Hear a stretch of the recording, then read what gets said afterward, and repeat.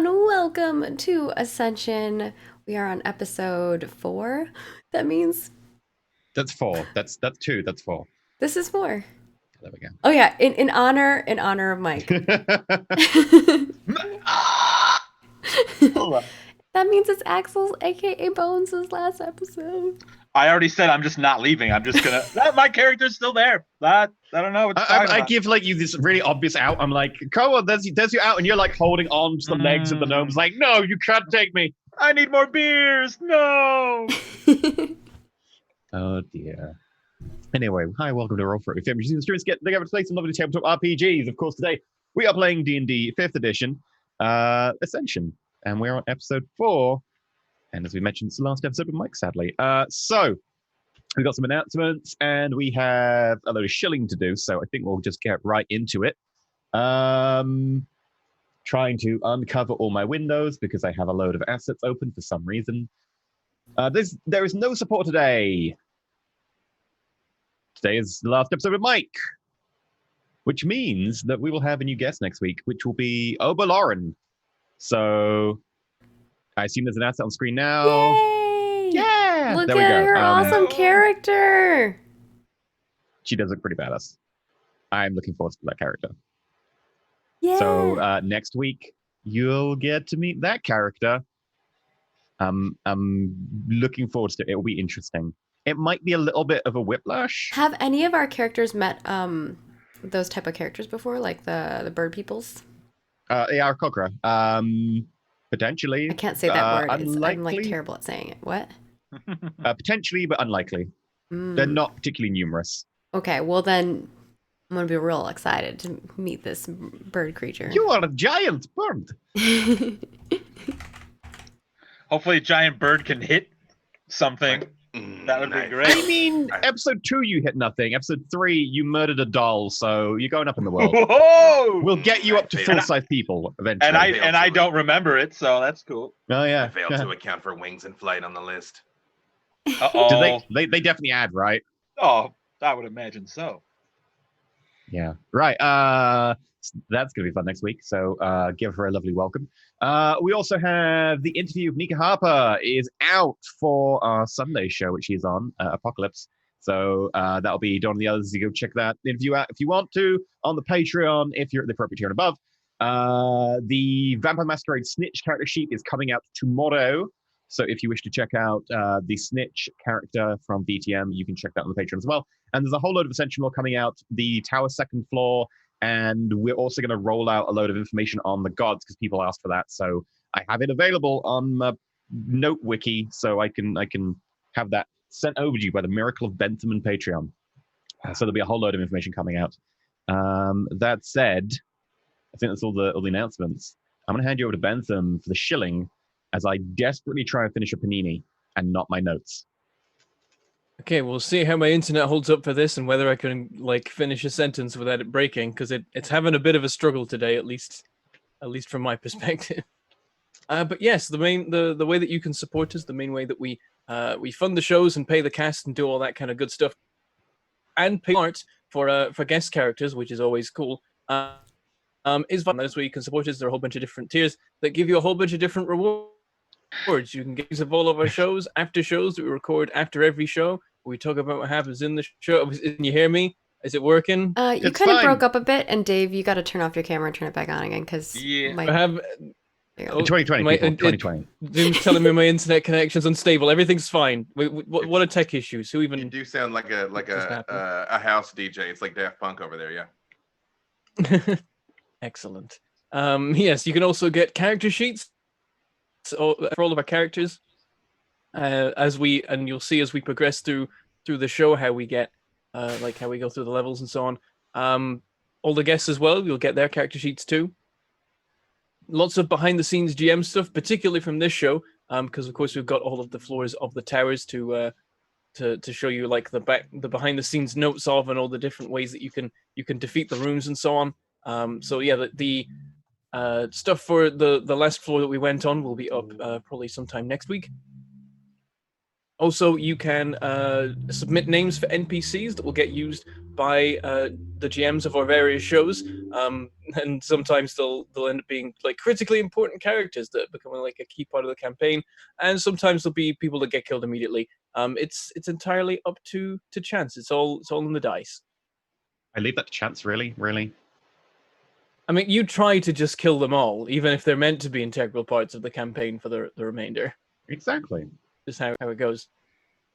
And also, you can, if you're crazy, take part in a once-monthly game jammed by a member of the Roll4it cast, which is not streamed. It's just a private game that you get to be a part of. And this week's GM is Nika Harper, who I believe is GMing Apocalypse World, because of course that's on people's minds right now with the Sunday show, and they'll be happening, I think, in just a couple of days. Also, you can support us on Twitch. You can drop us bits. They land somewhere. Oh, they cover up E's face, so go nuts with that. Lots, like if you do lots of the little ones, then it fills up the cup a lot. And that'll work. And I mean, if you really want to, you could drop a heavier bit in, and that would send the small ones flying. But who would want to do that? Also, you can. Are you asking for a TPK? And if you can't see me, you can't TPK us. That's how that works, right? Block his vision. It works. Totally. That's how the internet works, folks. Anyway, you can also give us tips. They appear on the screen. We read them out at the end of the show to thank you for being awesome and supporting the episode. And also, you can become a Twitch subscriber, which gives you emotes and badges and immediate access to videos as soon as the stream is over, whereas normally you have to wait a day for us to put them up on the YouTube. You can also support us on YouTube. You can become a YouTube member, which gives you emotes and badges and all that kind of stuff over there too. And being a YouTube member, a Twitch subscriber, or a Patreon supporter all give you access to our community Discord full of awesome people that we love to talk to about how our shows are going. There's lots of lovely community members in there that we love to interact with. You can also interact with us in other places, like on Twitter, on Facebook, and any other medias, social or otherwise. And we love to hear what you have to say there too. And we also love it when you just show up, watch the shows, and also bring friends. We love when people tell their friends about shows, have watch parties and cool stuff like that, because we always want to introduce more people to this wacky stuff we do. And that's the things. Okay. In which case, without further ado, last week, you managed to finish the second level of the tower, which didn't grant you a capacity increase to your marks. You didn't level up because you immediately turned around and gone right back in. But it does mean that your marks can grow up to level 2, which they will probably do so at some point because you did end up fighting bandits a few episodes ago.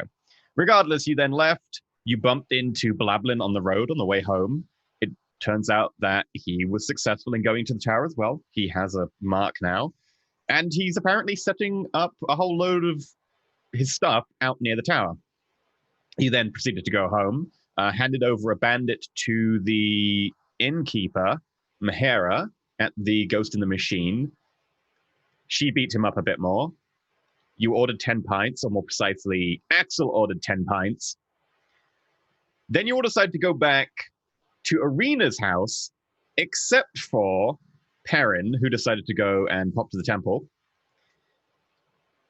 And then you went to the house, and there was a very long conversation with many different members of her family about how she had gone into a tower and deliberately avoided telling anyone. And it went about as well as could be expected. But I think the addition of bribing her dad with beer and also having Axel along for the twins definitely helped. So with that, we're going to open up. Not to mention, Gatton said that we have a ring. And that we are that was the end, wasn't it? They have exchange rings, yes.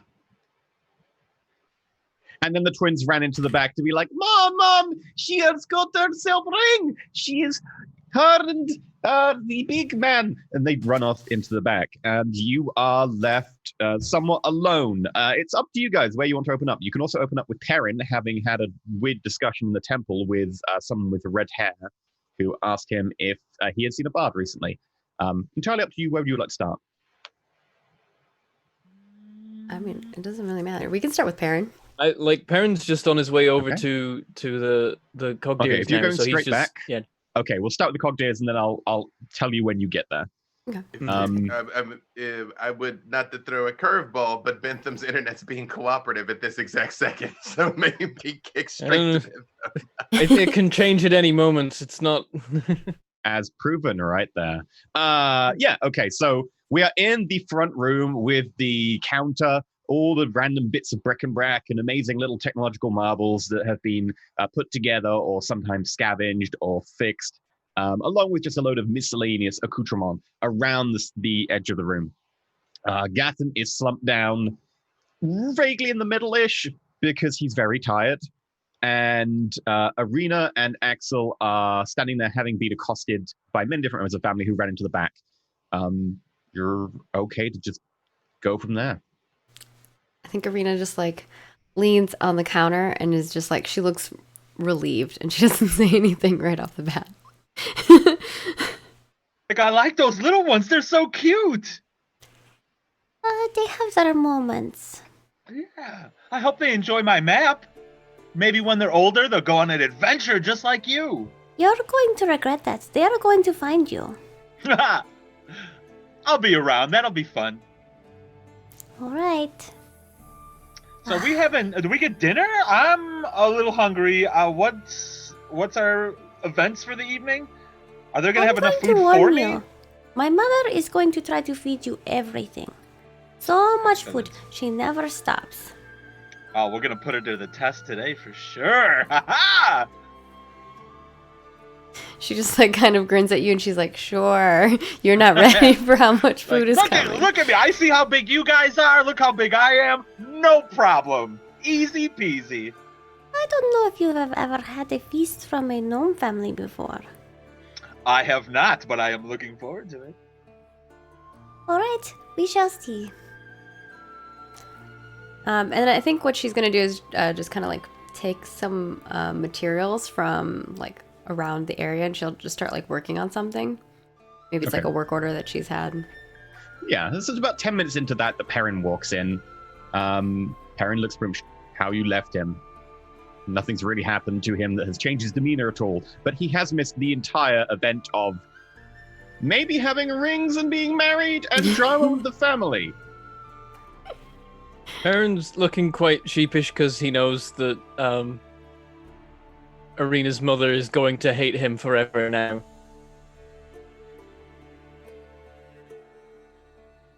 So he just kind of is quietly shuffling in. It's like, Oh, Perrin, this is so good. Where did you go? Where have you been? I am I startled. had to swing by the temple and avoid the initial shock of certain people. Were you trying to avoid my mother? It was definitely a factor. She knows I keep feeding you tales of adventure and talking about the towers, and she can kill me. She can't kill your granddad. She will not kill you. She might threaten to do it though. Yeah, I just thought best to give her some time to come to terms before I show up. You hear a voice echoing from the back in the kitchen saying, "Is that Perrin? Tell him I will kill him later." I just smile like, I do oh, you're in trouble. I'm like, I look around. It's like, are we eating? Is that what? Is this? If you are able to stay. You wanna? Oh do you yeah, want a beer? I'd love to. Hang on, and then I call over. Like, at least I'm getting a great meal before I die. Blasphemy will get you everywhere. I hand you one of my beers. I I'm know. Like, oh, while you're here, I got a couple extra if you wanna partake. I take one. You must remember to take back those glasses. He's going to be very mad if you don't. Of course. Yeah, I will. I'll make sure. I might have to go back to get some refills depending on how long this meal is. So we'll see how it goes.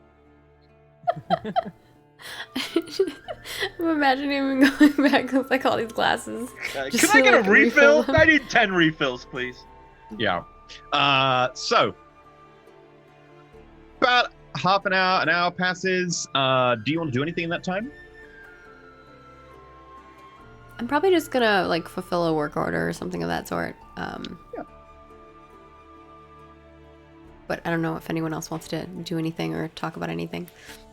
I would probably Gotten no. Go ahead. I was just say, Godden's not going anywhere till I get 2 long rests to shake these exhaustions. I roll with disadvantage on everything for 3 episodes. He's not moving from this spot until he's rested up.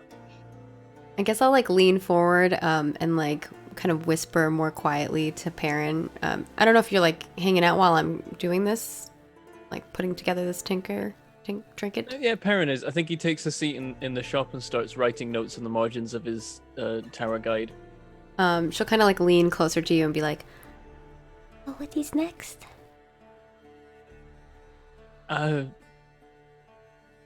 Well, we can't go straight back into the tower at this point. We're not ready. We have to realize the potential the towers have given us, and that means waiting, going about our lives, and if something comes up, trying our best to deal with it.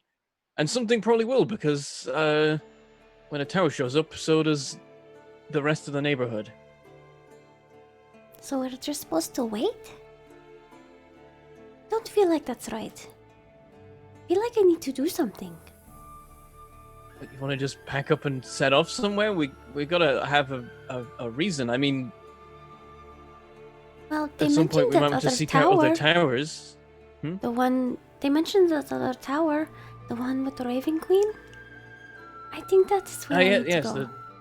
The tower in Vahir Oras. I mean, it would be the obvious place to go if you wanted to continue training. We might still have a final chance in the Traveler. It's just whether or not it hangs around long enough for us to be ready.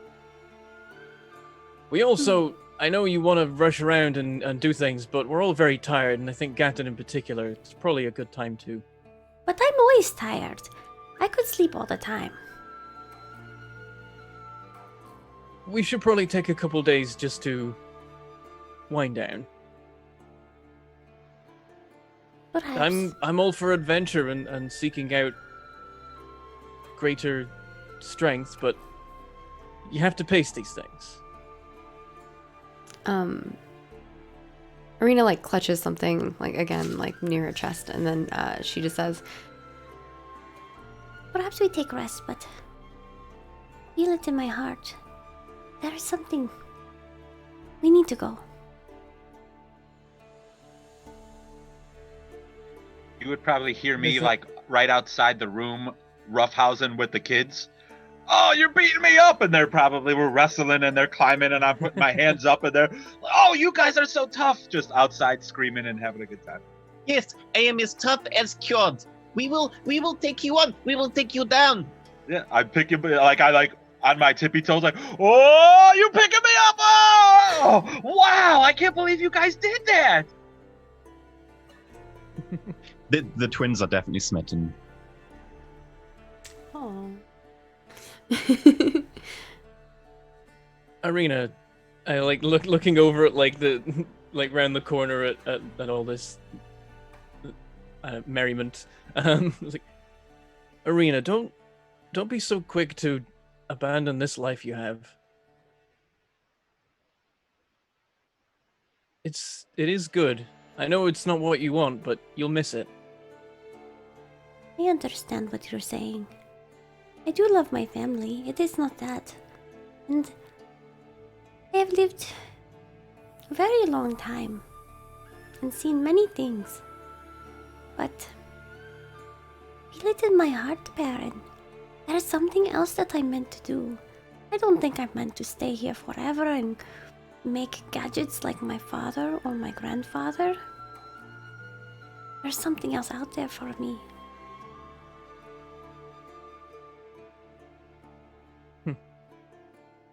It's strange. You're older than me, but younger at the same time. What do you mean by that? It's the differences between our peoples. As half-elves, we barely live longer than humans do. We don't have time to revel in the same thing for too long. We learn quicker what matters to us, maybe. Perhaps you think that, but I think we learn what matters too. We live many times, we see many people, we have to value the things that we know are going to be gone. And we have to watch them disappear. Sometimes things are gone quicker than you expect. If you leave this life expecting to come back later, you may find it's not here when you do. I understand that all too well. I have lived through many wars. Yeah, This I've only wasn't- lived through one. This wasn't the only place that we ever lived. Our shop was not always in this tree. It's been here as long as I can remember. There's the old age thing again. For sure. And don't get me wrong, I do love it here. But like I said, feel something. It is pulling me somewhere. I have always felt it. A traveler, I think, always travels for a reason. Perhaps it came here for us. Perhaps it's our destiny to go out there and do greater things. Perhaps. She kind of grins and like you just see like a glint of like excitement in her eyes. The chat's funny. No, my people are more enlightened. Correct, you are all fleshy and temporary.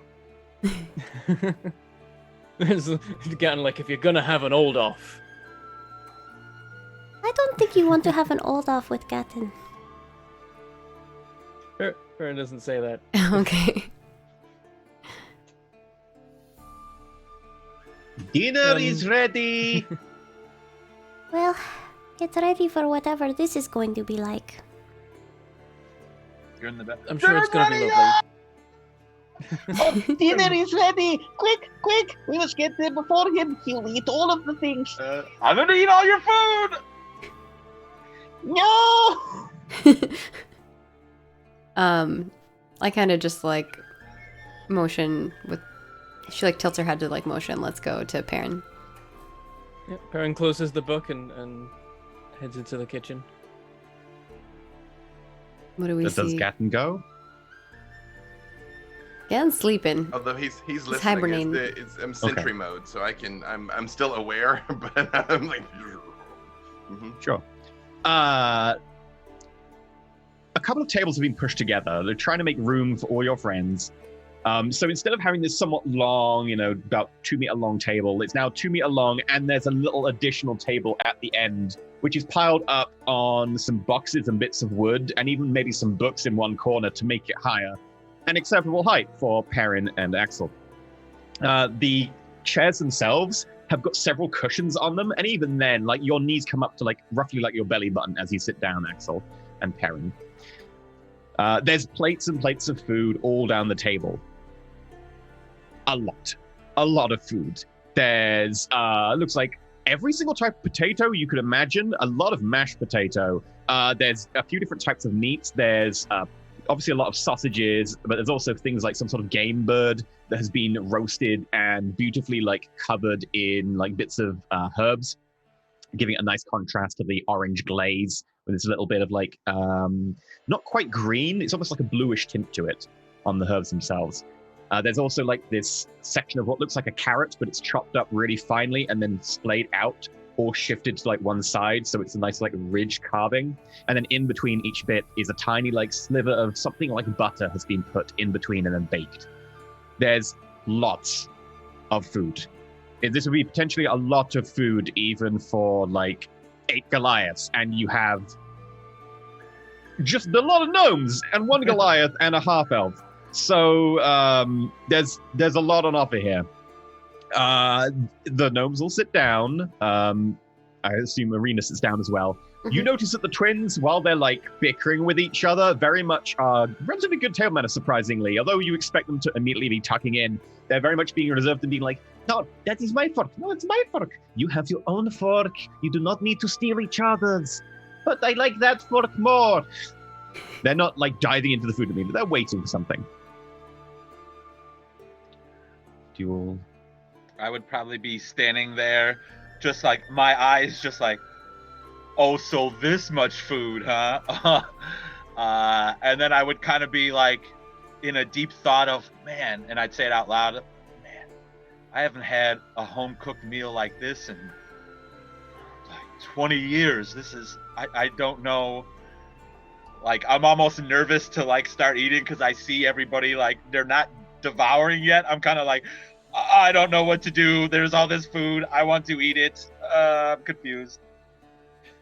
I see him kind of struggling, and I kind of lean over, and I'm like, That is a long time to go without having a family meal. Yeah, I would. I mean, it's almost. I'm assuming it's like riding a bike. I just put the food in my mouth. I eat it. Is there anything I need to be worried about? Nobody's eating. The food is getting cold. I'm hungry. What? Normally, father and mother does a little prayer before we eat. We like to be thankful for the things we have. Oh, of course. And I just kind of am impatiently like. You're just like smelling everything, drooling. As it's happening, one of the twins like leans over to Bone. Is like, you know that when you and Arena live together, she is not good at cooking food.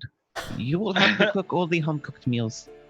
I go, I said, we're not, I mean, we're just, like, together. And no, point, we're not like, together, but we're do I hear that?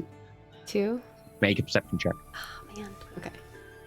It's not a hard perception check. Well, I have a 13 passive. Yeah, actually, yeah, this would be a passive, yeah, because you're not actively, yeah, you would just hear it with a passive. Okay. I like, kind of point at them, and I'm like, Stop it! I'm not that bad. and I lean over to Bone, and I'm like, Not that bad. I'm better at making things than I am at cooking things. That is true, though. Oh, I'm sure you would be great at all the things. It's not, I mean, Oh, no. I mean, I don't. Of course not. Right, okay. Everyone, we are going to start eating in a second, but first, if it is okay with you, Axel, Bone, we will say a little prayer to Selûne and to the Raven Queen. I do not know what your preference is on God, but if that is okay with you. I say, I'm a guest in your house. Whatever, I follow your lead. Bows his head for a second. We would like to say thank you for the friends that we have made and those who keep our family safe. We thank Selûne for creating us and bringing us here. And we would like to thank the Raven Queen for holding those we care about who have passed dear to us and guiding them to a better place. And also, for those of New Union, we would like to thank Serenray for blessing them. We already said this is not... There's no union! No. And I kind of look at my hand at the ring. I'm like, oh no, this is like our souls are connected. Like our hearts and souls. No, that is not how what do it I is. That's not, I didn't mean looking it between literally. everyone like, oh no. It's not that kind of ring. And then they notice Perrin's ring.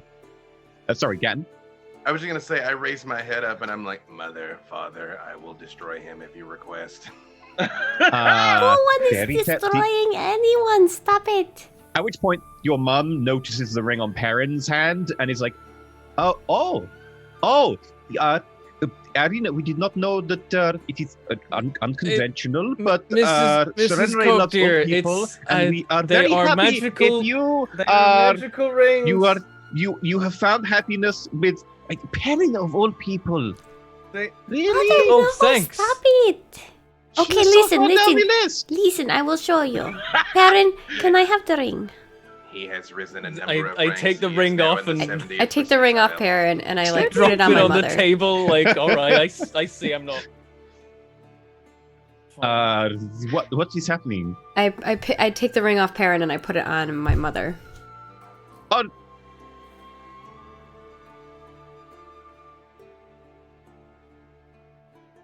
And then I What is this feeling? take it off and then I put it back on Perrin. It is a magical ring, Mother. Basically, Oh. we are all able to know if we are okay. Oh, my heart! I was so worried. I thought that you had with Perrin, and I mean, your daughter's very nice. I mean, if I was to, I'm more like into Perrin than, I mean, that's just more my.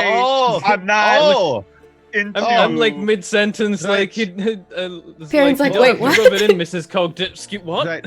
I mean, I'm not Recalibrating into list like. parameters. I'm Yeah, not. well, as long We're as your not parents are happy, together. he has seemed lonely for so long. He has been. But it's walking just around we're and just he has had I no one to just travel met. with. We're not. I'm not. I'm just No one saying is that. dating Moving anyone, very fast, Mother. It's okay. As much as you want to Perrin. play matchmaker, no one. We are all just friends. Perrin Bone would be a sufficient. I'm just partner for muttering you. like He would Arthas score to very strike me high on your down. list. I give. I try to give a little like inconspicuous fist bump, like Again. yeah. I'm not. The movie just like says that. How about we just eat, and then we can talk later. Yes, that sounds delightful. Arena immediately is like putting food in her mouth so she doesn't have to talk anymore. Your mother is doing the same thing. You wonder where you got that.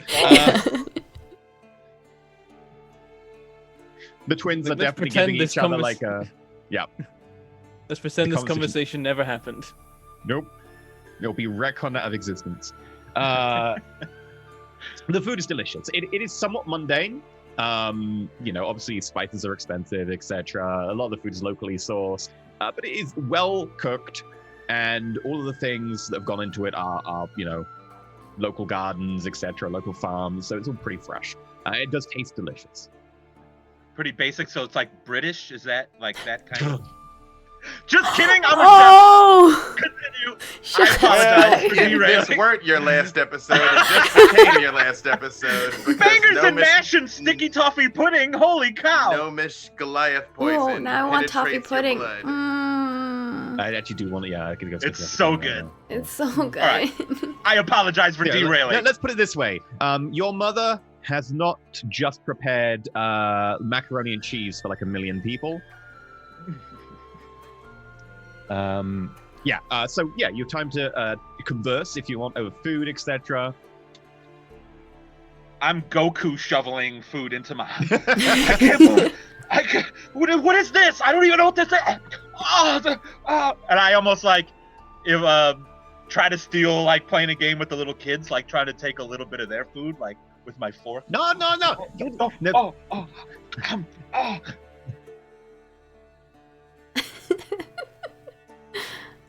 I'm amused by this and I just laugh while I just try to eat my food. And I think Arena is having a moment after hearing what Perrin said to her.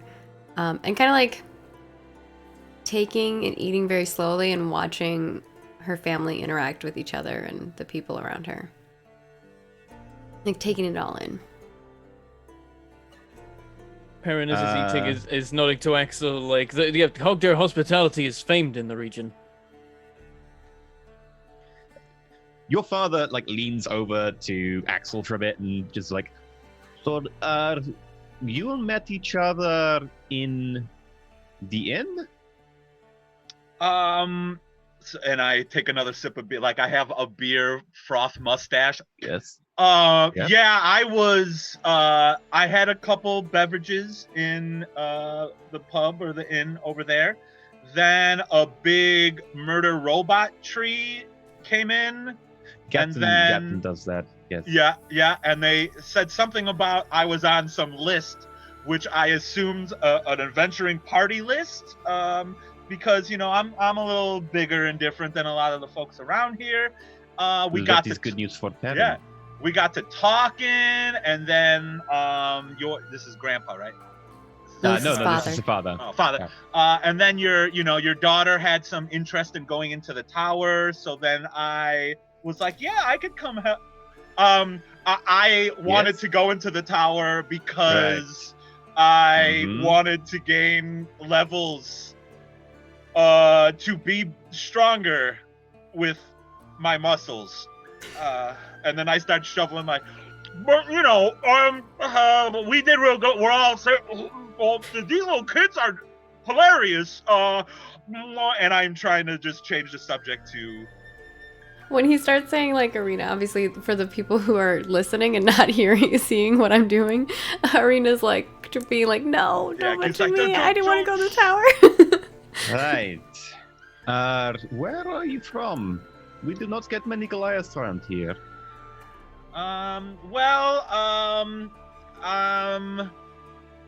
Originally from like the Stormfell Mountain area is where I was born. Then kind of life happened. And then I spent some time in Near-Dearth, a little bit.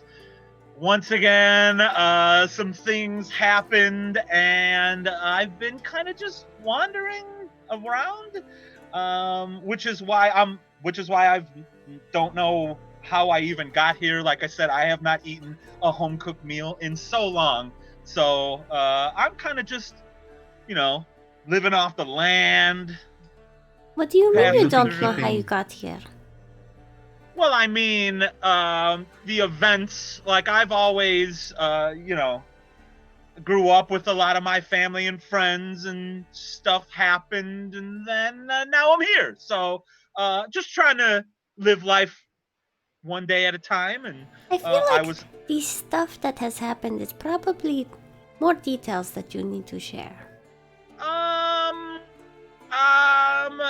When I was a kid, some of the Lumerian Empire folks attacked my tribe, and we kind of got pushed out.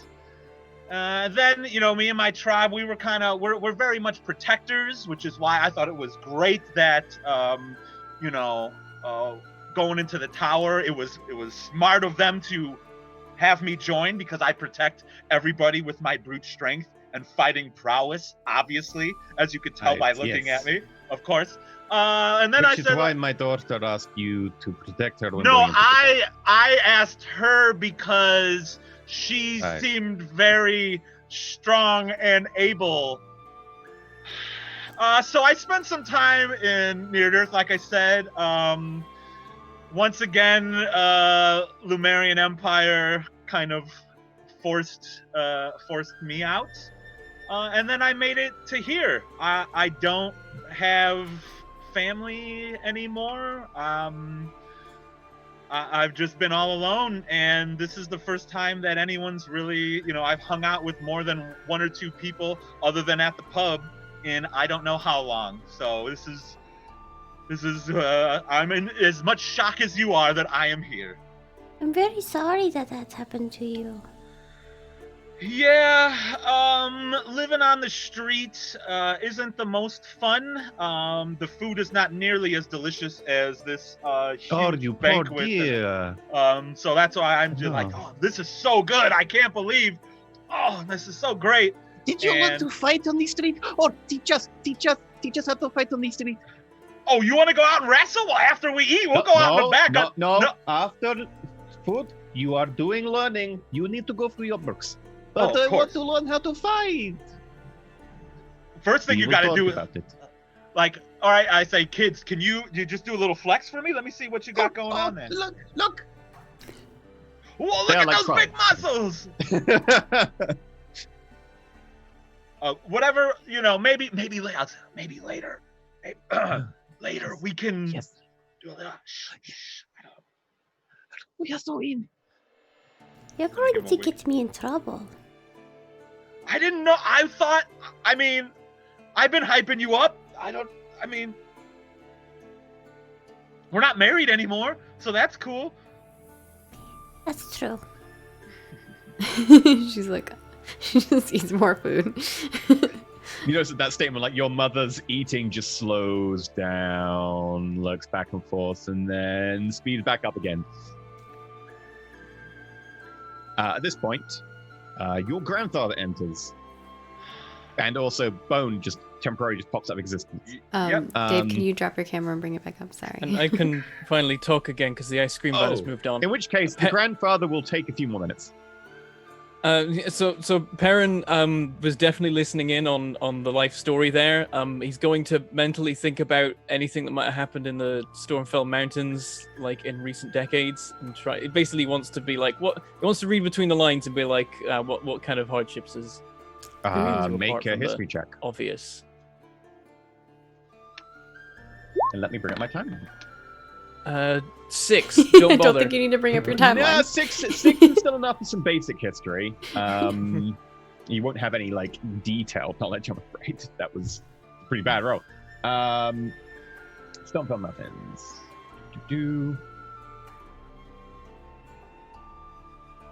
Timeline.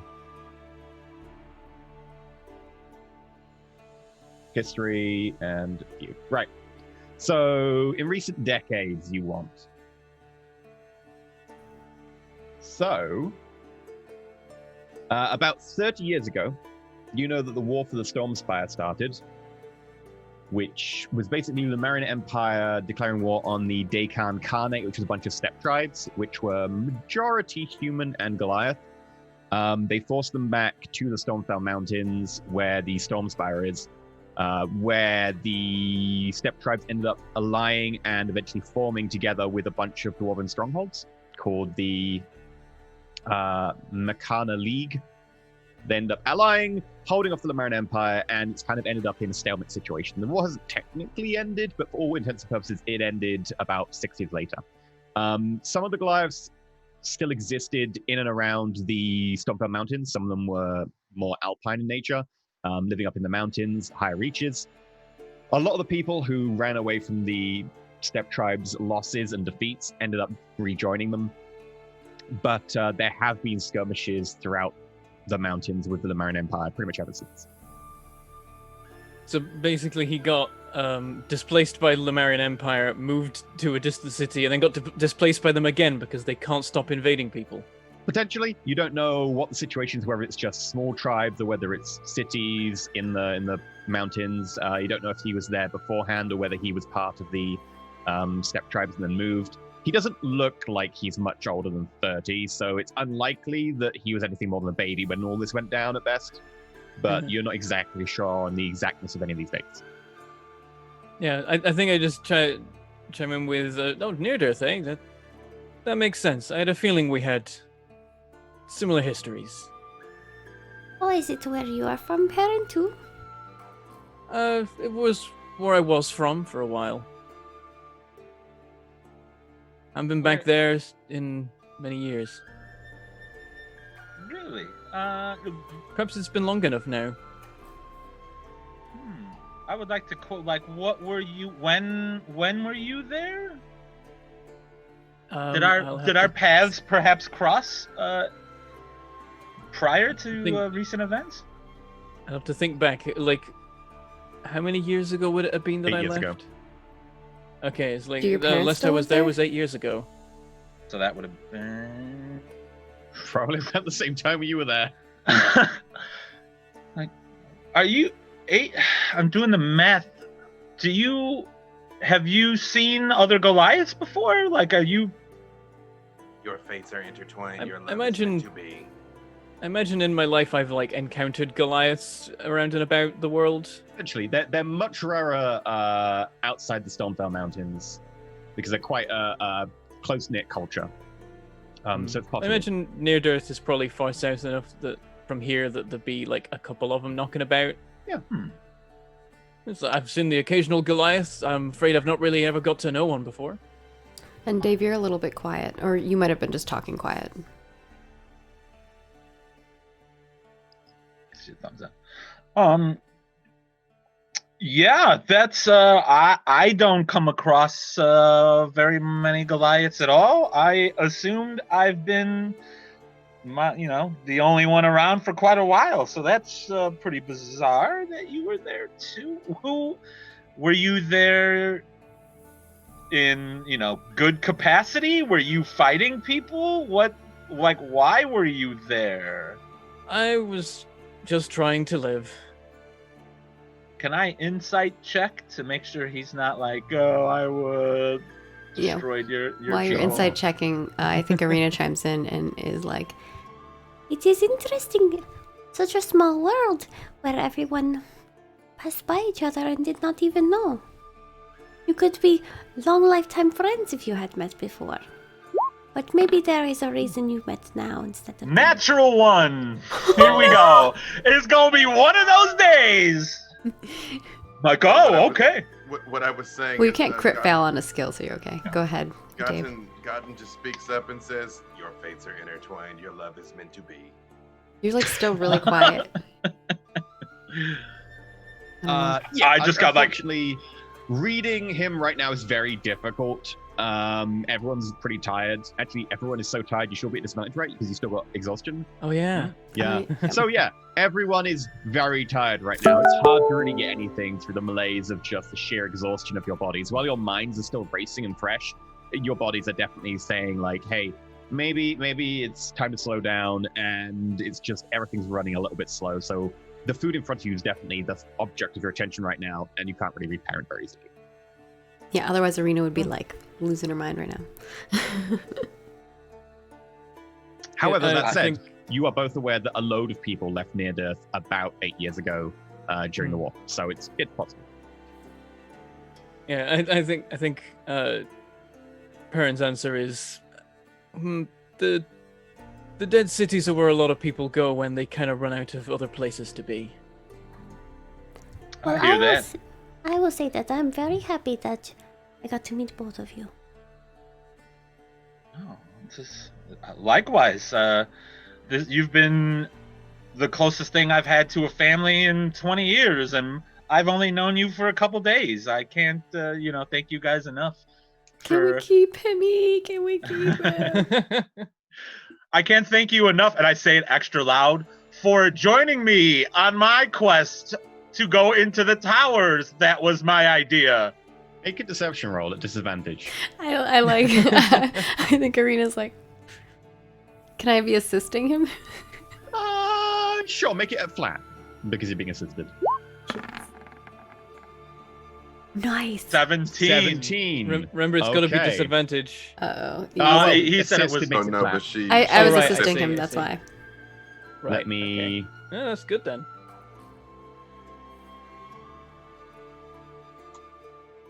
Really, this is taking the pressure off Perrin, so he's not got any complaints. Natural 2.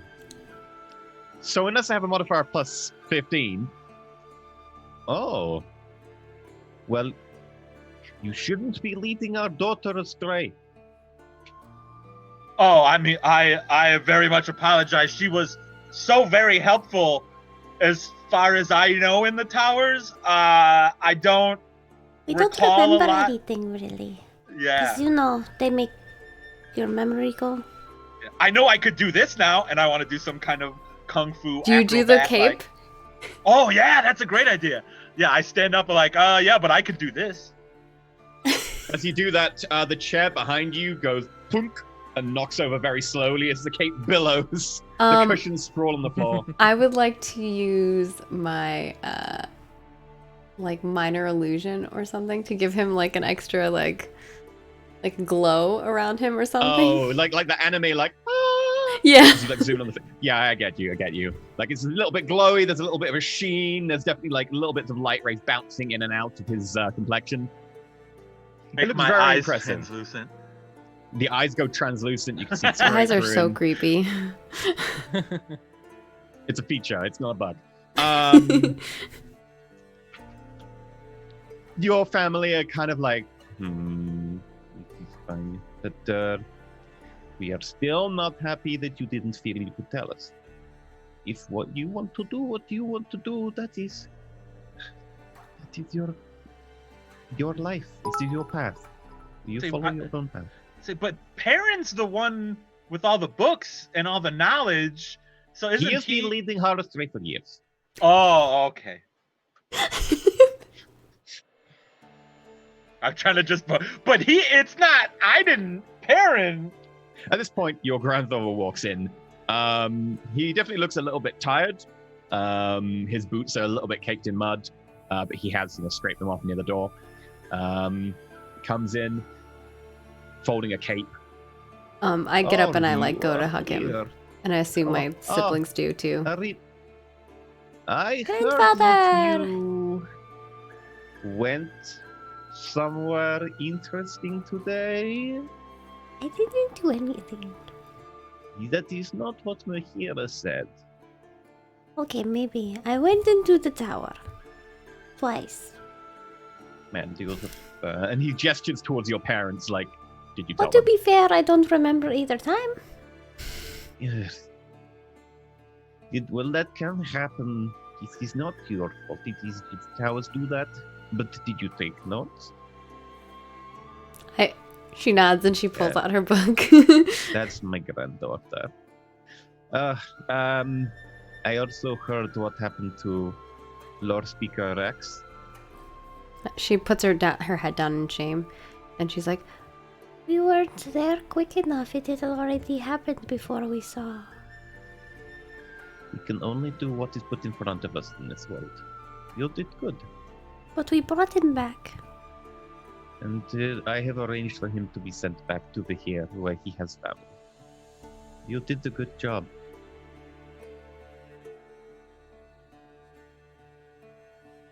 she's just kind of like, just sad now. Way Yeah, to bring I down the think mood, it- Grandpa. I have been a bit of a downer, I'm sorry, but now you have power, you also have the responsibility. You have used it well. Do not doubt me on that one. But these are now the things that revolve around your fate. People with these marks, they do not live quietly. Adventure tends to find them. I understand. But come, Grandpa. You must meet Bone. When he says that, I speak up and say, Bloblin has also recently acquired a mark. You should keep an eye What? on him, grandfather. Bloblin has a mark. How did he get the mark? He went into the Presumably he tower. was carried through the tower by Mahira. Not all of their party returned. I calculate I will be with having words with her. someone named Belladanta went into the tower and did not return. Presumably he was not up to the tasks and challenges presented therein. I look at Perrin when he says that. I asked Mahira about this. She was quite evasive. I have a number of follow-up inquiries, but I was informed Never by mind Arena there, that I should not Captain. continue them. My own grandson went into the tower many years ago, and he did not come out either. Sometimes it is not that you are not up to the challenge. Sometimes it is you are merely unlucky.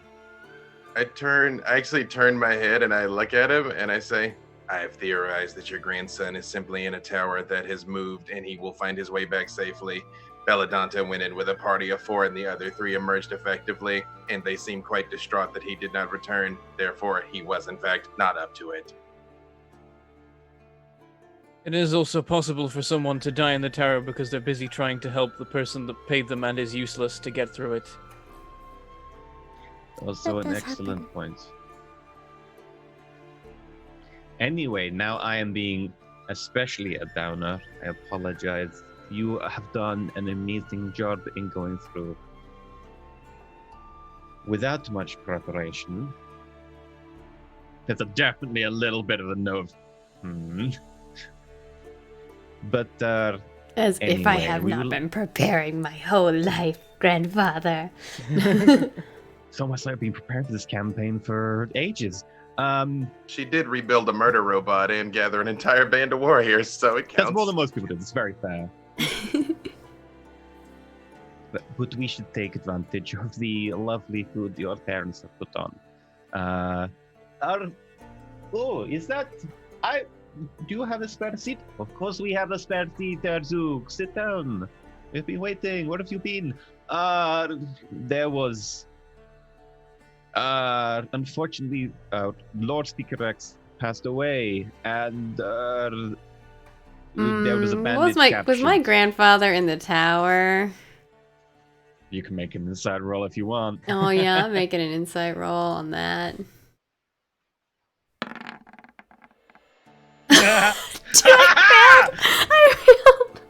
I was gonna say it would one. be at disadvantage because of the, but yeah, it's true. That's a natural one. What is Right. happening right now? So this is up to you to assess. In my sentry mode, I'm aware of my surroundings, and my passive perception is 15. I'm always assessing people. Do I think grandfather's been in the tower? If you want to make an insight, you can. You're welcome to make an insight. You're still like aware of your surroundings, so. All right. It would be a Passive was disadvantage, not of course. high enough to match it. Grandfather's got some levels there. Well, no, I think that's he's perception. lying. If someone is definitely deceiving or is definitely hiding something, you would also still need to roll. 15. Okay, let me do a thing. I will say if I do clock this, I will not bust Grandpa out right now. Yeah. Because I wasn't gonna bust him out right now either, too. Yeah, I was gonna say something. I actually respect Grandpa, so I'll keep that one. But I'm like, It's hard to read at a guess. You think he wasn't in the tower. He doesn't seem to be being genuine, but he's deliberately being, he's being minimal with information. But it doesn't sound like he was in the tower. But then he is hard to read at the best of times. He doesn't tend to go into extreme depth a lot of things, including his backstory. got it. Grandpa's the big bad. You heard it here first, folks. Facing Grandpa. There we go. The episode 4 Fact. prediction. Let's say the final battle next August is against Grandpa. Grandfather was in the first episode. Something in the first episode is the key to the Interesting. end. I've got some theories that we'll discuss later. I think That'll be a mixture. Perrin will raise the tankard that he got off of Axel and be like, there will be times to mourn those lost, but now is a time to celebrate victories and the celebration of life. Right. I have also pulls out from under his bundled cloak a bottle of wine. I kind of see him do that, look up like, if you want some ale, I've got, I think 6 more. Well, considering I heard what happened and your success, he glances at your parents. I thought it might be worth a celebration, so I'd ask Mihira for some little bit better than glances at the beer. Oh, he's talking smack about your beer. No, I'm like, there's things better than this? Well, it depends what you like. It's personal preference, but that is literally the cheapest beer in the area. Yeah, it's cold. I didn't know that there was better options. Wow, I'm getting Let me, food and drink? Philip, can you get me some glasses? We will get you glasses, Grandpa. Can we get glasses for it? No, you cannot. And the parents go, they can have it watered down a tiny bit. With water, a lot of water. A little bit, a lot of water. Okay. They quickly bustle off and they go get a load of glasses. Bring them out. And he pours out this thick burgundy liquid, which is definitely thicker than like a normal wine. It's not like syrupy, but it's definitely like got that, it clings to the side of the glass as it goes down, especially. Legs are delightful. Beautiful bouquet. As you sniff it, it smells very heavily of fruits and berries. It reminds you of a lot of like these foresty fruit smells. A lot of the sort of trail food that you would find going around somewhere in the summer. Wow. And I'd like to give it. So I already got it. Can I take a sip? As you do so, it's very sweet. The best I would say is it's probably close to something like strawberries mixed with like red currants. I requiem for a dream. My eyes are like, this is better alcohol than what I've drunk for the last 20 years. I didn't know it existed. Oh, this is amazing. Well, it was worth the occasion. To achieving our life's goals. To achieving our life's goals. Yes, okay. The parents are a little bit iffy about this one. I go. Yeah! I cheers really loud, not realizing everyone's real quiet. Ha! Oh, it's just like a, yeah, cheers. No, it is okay. We will cheers a bit louder if you want. We will. No, You are it's here your as a house. guest. This is your house. I would never. I apologize. Okay. Hey, cheers. Perrin runs away. I believe that's turned invisible. Peace. No, I'm just kidding. He just leaves the dinner. Red current's making poop. Oh, he's back already. I think Cannon. he was just I refilling have his actual plate. food, so I can Yeah. better like act out the scene. Oh, I was about to say the food's almost over. Well, I can only time my life so well. Yeah, with that, the food is almost gone. You've done an excellent job, but even then, there's still a little bit left. Oh, I don't think I could eat anymore. I told you. It's so good. I like, what is this? Oh, that's still so good. Oh. Funnily enough, culturally, the custom up here is to clear your plate, but to leave a tiny bit on any side plates to indicate, yes, there was more I could have had, but you provided so much, but I did my best I could. So Bone is definitely hitting that. The parents are begrudgingly becoming to like Bone. You can definitely tell, even though they're definitely a bit, he led our daughter astray and put take her into a tower, but he is okay. At least it's not on me now. Oh, it's still on you. I let out a big belch. I can't do it on command. Oh, so good. Is that rude here? I don't. Roll to burp. On that, How good is your burp? Urzu goes. Burps as well. Okay. I'm sorry. Excuse me. I didn't mean. It was No, good. It's okay. It was good food. I understand. Your parents are a little bit like. Right, I better get going. I have to go back to my house and rest. It's been a long day. Oh, goodbye, Arzu. You'll be visiting tomorrow? Maybe I have a few rounds to do. People, need to get looked after. And I imagine with the tower now here, I will have to spend some time around there.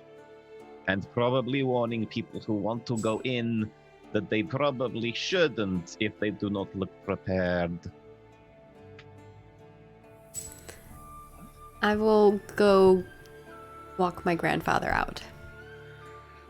I appreciate he recognizes the importance when you have a big magical tower that is a dangerous challenge, that some old guy wrinkled in a cloak has to be nearby being like, don't venture into the tower. Beware!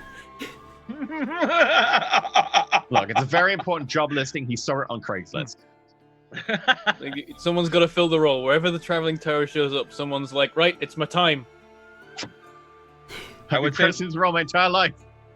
Before, I would like to, even if it's in front of, the whole family, I want to be like, grandfather, I just want to thank you and your family again for allowing me this meal, this drink. You seem very wise, very honorable. And I say something like, I think the world needs more people just like you. So thank you again. And I will do my best to take care of your family and the rest of the group here.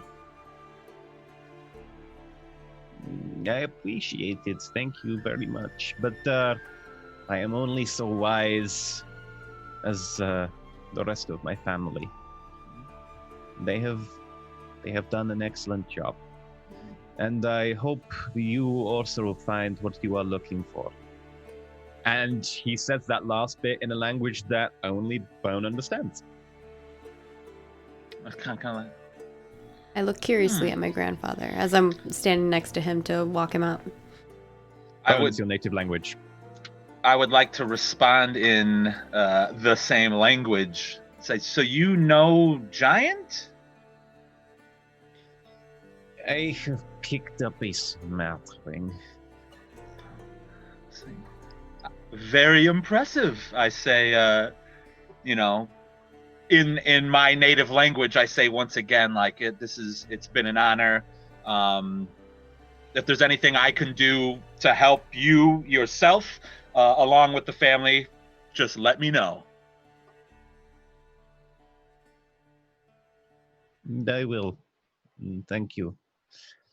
Incidentally, the reason I know Giant is mostly due to the fact that they have some excellent jokes. They do got some good jokes, I will admit. But never get into a drinking contest with one. It never goes well. Nice. I swear, I swear, I thought you said they have excellent jugs, and I was like thinking as a gnome, it's like, Grandpa. Okay. I mean, that would fall in suit with what happened last episode. Yeah, I know the town's got Yeah. All doors from now on are just self-opening. There are no handles, no knobs, no knockers, no giant knockers, self-opening doors. I see if because I am playing it as the fist bump is something that has been handed down in Goliath lore for me. So I put my hand up to see if he knows even. Yeah, I imagine that like it's a martial originating like welcome, like at the beginning of a boxing match, like you touch gloves. Yeah. Like that's probably where it comes from. So he like raises his like little gnarled hand, tiny little fist, and just boop, boop. It's like fist bumping Baby Yoda. Awesome. Now we need fan art of Mike fist bumping Baby Yoda. That would be amazing. We need to do a new Roll Bros emote, which is like the tiny little gnome arm and the massive giant Goliath arm. It's just a hand wrapped around a little finger. Aww. A hand just holding a gnome up. Maggie, Arena is walking Azu out. You're kind of in the front area now as he's going towards the entrance. She kind of like waits till she's out of earshot of everybody else, and then she gets a little bit more excited and is like, "Are you going to explode any second?" I'm going to explode. Well, when you did that with it when you were a little baby, it was very difficult to clean up. Well, not like that. I was wondering if you had had too much of your mother's cooking again. No, it was very tasty, but no. Grandfather, it was so awesome. I don't remember it all, but I feel like it was awesome because when I came out, I feel like I can do things. and she like makes sparks come out of her hand. You were always awesome to me. No, but you know, when you say those things, it does not mean the same thing as look at this. She like shows him. It is true, you could never create sparks out of your hand. I wanted to give these to you. And he pulls out what appears to be like a teardrop-shaped stone. It's kind of a beige quartz, and it seems like it's got small runes embedded in it around the side. Oh. The bottom is flat, and the top is, rounded just like a teardrop. Have I seen something like this before? Make an Arcana check.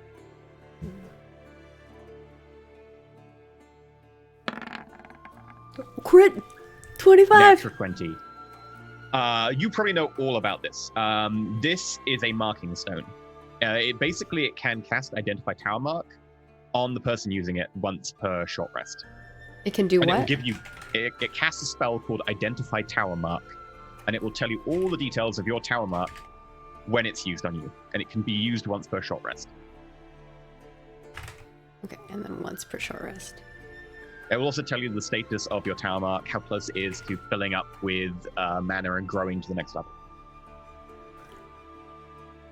A marking stone? How long have you had this? It was actually your grandmother's. I haven't had much use for it for a very long time. It was just gathering dust. Grandmother went into the towers? Yes, your grandmother and me met. We were part of the party. But you never told me that. Well, I didn't want to get it into your head that you should just go into a tower and then make out with the random people in your party. Wait, is that what happened with you and grandmother? Look, we It's were not- very happy to get it's to the not second like level. It's not like that. Baron is Look, a when lovely you are, man. look, you when would you be. are a young gnome and there are other people in your party and you go through a life and death experience, it is a very close bonding experience. And those emotions are going to be running high. Okay, I And do not need after- that story. I get Okay. it, grandfather. This is too Right. much information. Okay. But yes, the stone is it is a bit old. It does all 13 of the marks, but it can be a little bit funny about the 13th one. It was only updated as an item to count for the 13th. It was made before there was even the 13th mark, so. You notice that around the edge there's 13 runes. One of them is definitely an addition. Someone has altered this magic object. Okay. Just like awkwardly wedged in. There's like a little arrow underneath, and then that It's one. like 12 like points around a clock, like they're almost like nice and accurate, and there's exact gap between them, and then someone's just like wedged in a 13th rune on the side. She just kind of like holds it close and she's like, I will cherish it. Thank you, grandfather. He's okay.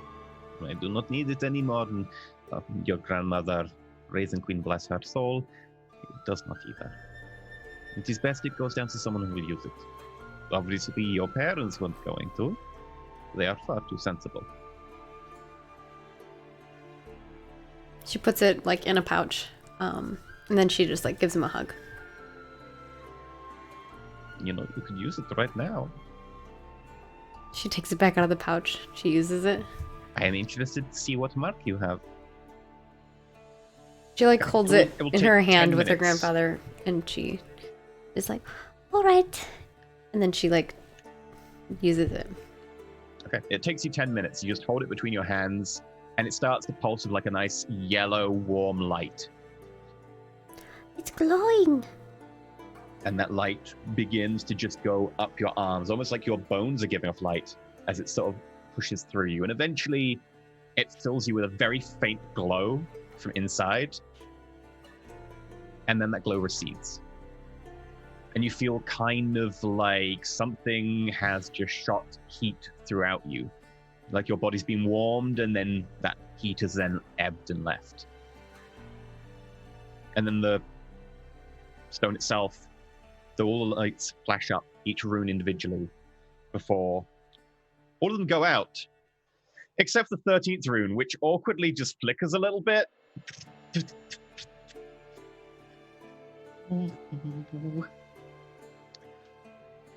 You are an artificer, which is also the rarest of the marks. And as the rune attests, only came into being relatively recently as a mark. All the other ones used to be part of the towers for forever, but only about 200 years ago did the artificer mark actually become a thing. The stone says, judging by the glow and the information like magically imparted to you, that you are roughly about halfway through your first mark. So you're on your way to your second mark, but it also does impart the information that you have had a mark imparted and then capacity increased. So you are capable of level 2 from the traveling tower. I kind of relay this information excitedly to my grandfather.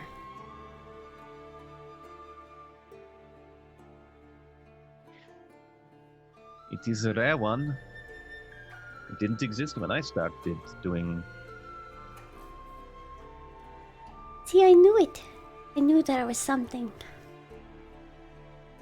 You have always been something. I know, but Like really something this time. This power, it is important. It is a way of protecting people, of healing people, of uniting people. But you also need to remember that the power is just a tool. It is you who wield it. And you I were know. something before.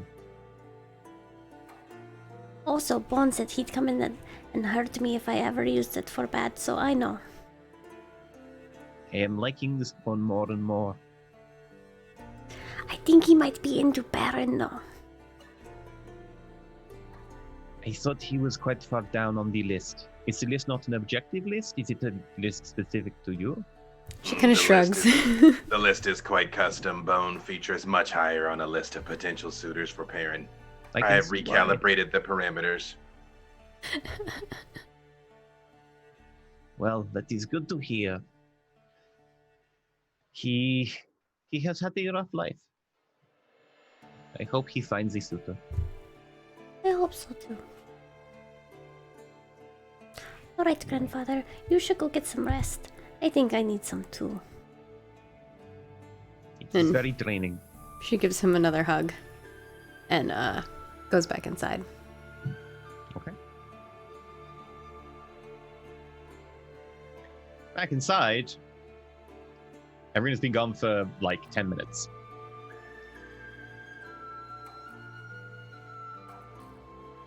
I'm extra Small full. talk?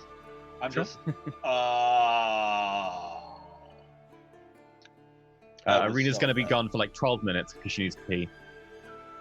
I think as Perrin is eating, he's going to ask, had a strange interaction just a little bit earlier. Has anyone heard of a bard called Centrella? Centrella? Just something I heard. Someone. You trying to remember yourself, or are you deliberately RPing but you can't remember the exact name?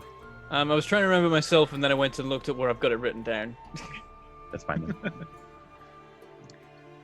The name rings a bell.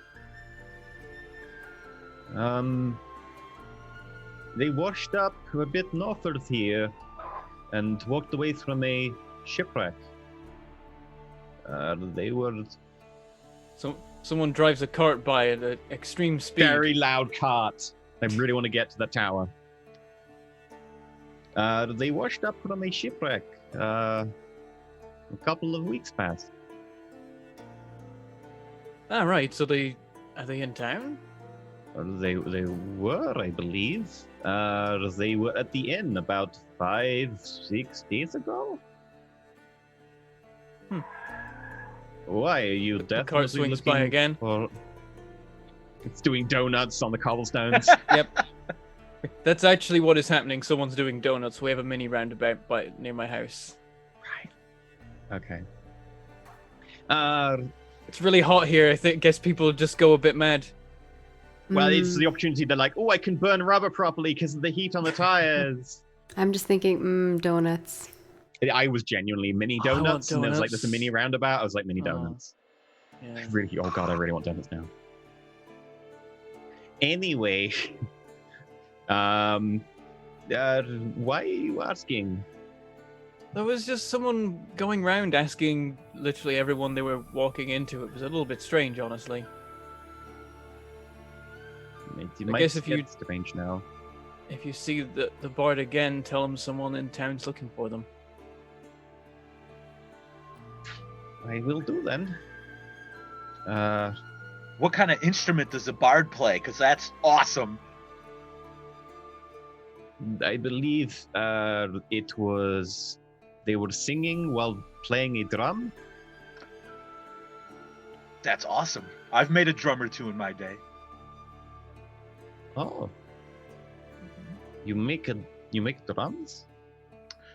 I'm not much of a musician myself, but just with my upbringing and, living on the street, I just got accustomed to building musical equipment, lutes, drums, anything you could think of, like I said, I don't play myself, but I could certainly tune a guitar, and I could carry a bunch of stuff, and I could keep everybody at bay for whoever's performing. You know, that's kind of my jam. But yeah, I'm just a fan. I'm just a fan, like most people.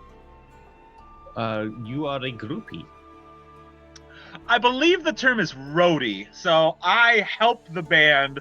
That's a little different. That's definitely a little different job, but all very important. All very important. Sure. I'd just like the record to show we've been at this for a month. For a month. In that exact second, when every single piece of the bone puzzle just clicked into place. And he's been a roadie this entire time. That is correct. Axl Rose and Ronnie James Dio is both like old, singing rock dudes. So no, like legit. When you were like, I can fix instruments, but I can't play them, I was like, what? All right, whatever. Thanks for being a Goliath. Yep. Blue, blue, blue. I was also wondering, but I love it. That was my usual suspects moment, as I just like think back over every single. The cup falls slowly out of my hand. Like, why does he keep yelling and metal horns and like all this? Oh, Axel! Oh, music! I get it. The first plot You've revelation. just risen much higher on the list. Yes. Dude, here's a laminated backstage pass. Anyway, it is getting late. You are all welcome to stay. We might have to find some blankets or something for you to sleep on the floor. Sorry, did you and Perrin want a room? We don't know to have a spare room, but Oh no, we're not. I mean, we have rings and our souls and hearts are connected, but it's not that kind of way. It's like, we're not together. It's just, that's not. I step in and finally like rescue him. Like, I've got a room at the inn. I'll be fine. Right. Okay. Well, will you need somewhere to sleep, Ron? I mean, I'm used to sleeping on a cold floor. I mean, if you just give me a little space, I can just... You are not going to sleep on the cold floor while you are here. You protected our daughter and led her astray. You are suffering comfort. All right. You tell me where to go and I will sleep there. I appreciate it very much. Yeah, they set you up with... Dude, their hospitality is that of legend.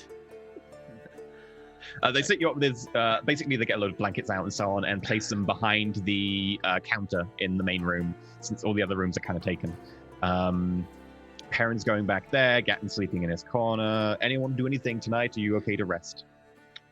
The only thing I'll do is I kind of look down and notice my abs are gone because I ate so much, and I'm just kind of like... Almost a bit like a water mattress. Yeah, like a water bed, oh like, no. Oh, yeah, I need to rest. Okay. Do you want to do anything in the following day in particular, or do you want to rest again? Because I know Dave is I have to get 2 long rests. I'm out of commission for 16 hours. Yep. I'm like, just call me if someone starts dying. Otherwise, Yeah, so do you want to just do some minor tasks for a couple of days? Yeah, I think next day it's just like sorting through stuff and I guess probably on Perrin's side packing. He's like, I feel like I'm gonna be moving on my way soon. The way this is going. Sure. Let me check the cost for the inn. I believe it's 2 silver per day. On my end, I will probably have a conversation with my parents. Okay. You don't have to RP that if you don't want to, and as well as probably have a chat with my grandfather. We don't need to RP that either necessarily, but it's more of like those things would probably happen. And then, of course, I think she would also be packing up things. And maybe even trying to help finish some, like maybe like the work orders that were on her plate, so that her parents don't feel like she's just leaving them with all her work as well. And then maybe spending a little time with my siblings, because if I'm not going to see them for a while. Sure. In which case, Perrin first. Perrin, the inn will cost you 2 silver per day, which includes food. So that'll be an extra 2 days, so 4 silver.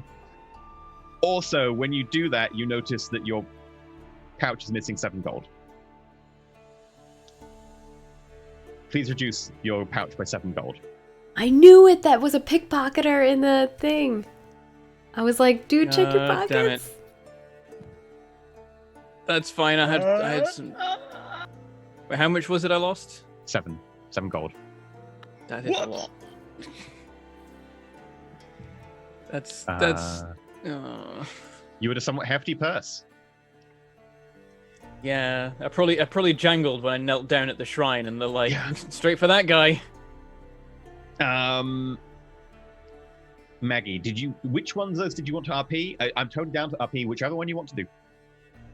I don't know, whatever you think is the more important moment.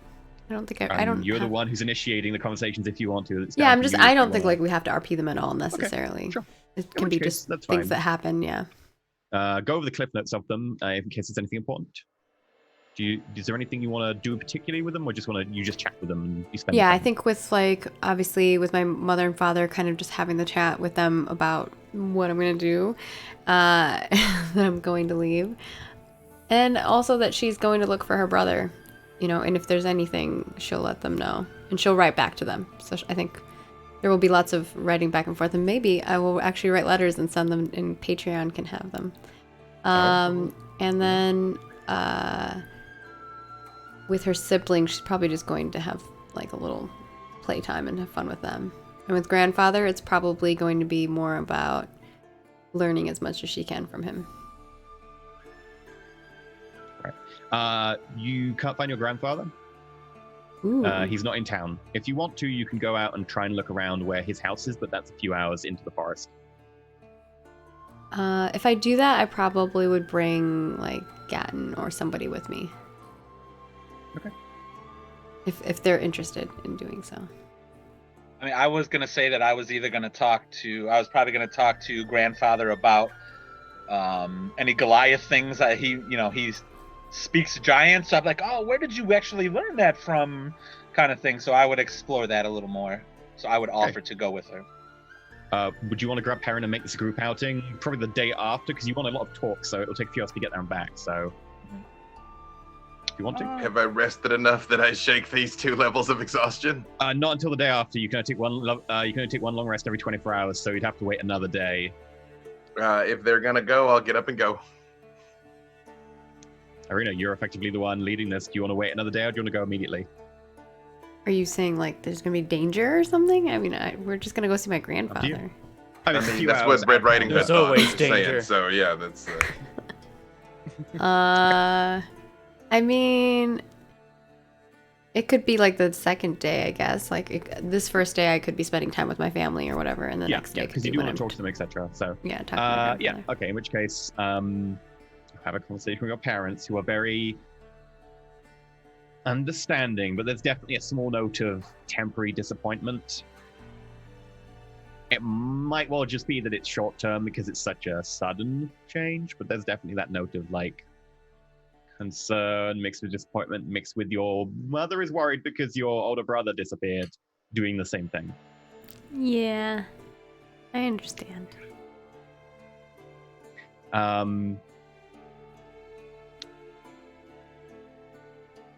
Everything else is yay. Gatton's sleeping. You are staying at home. Perrin, make a perception check.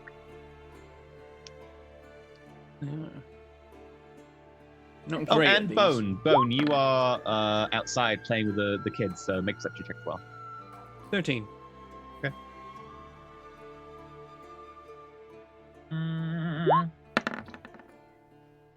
12. Okay. Both of you see a boat pull in to the dock. that is a bit bigger and definitely sleeker than most of the other boats. This one has definitely slim lines, a much faster type of vessel, not a cargo carrying one. And then as you're going about your daily business, you definitely notice a good 12 to 15 people in armor. Mostly human. There's a couple of half-elves, a dwarf, a few gnomes and halflings among them. All get off, march through the town, and head in the direction of the tower.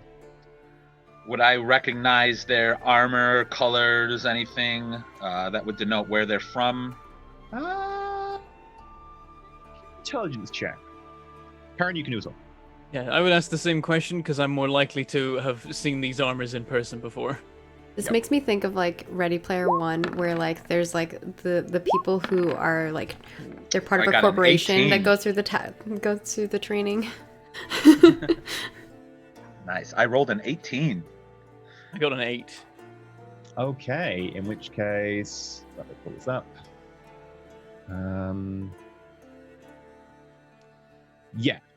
With an 18, they are a mercenary company of some kind, but they are probably one of the ones that are in pay of one of the many leaders of the nearby cities, which tend to employ mercenaries to do most of the policing outside of the cities and to do most of the military actions. This company, whoever they are most likely being directed towards the tower to defend it, hold it down, or march in and all get levels or whatever. You're not sure exactly. Bone, with your 18, you definitely recognize them. The insignia is a sword crossed with a halberd on black. And you would recognize that these are a mercenary company that, admittedly, you've seen them like 8 years ago. They were fighting in Near-Death when the Lemurian Empire and Near-Death went to war. Back in that day, they were somewhere in the region of like 300 of them. You never caught the name because you weren't really involved in the stuff because you were pretty young back then. But they were definitely a mercenary company that were involved in that war. Fighting against the Lemurian Empire or for? Against the Lemurian Empire, they were employed by Near-Death towards the end. Yeah. Nice. All right, so I would relay that information like, oh, I've seen them before. During the time that you may have been in the same area as me, I believe they were fighting against the Lemurian Empire. So I think they're a group from the Nerdith Kingdom. No, unlucky for them, they chose the wrong side. Some of us, a lot of us did that day, I'll tell you that. Well, yes, like I said, everyone who... I think a lot of people from Near-Death are in the Dead Cities these days.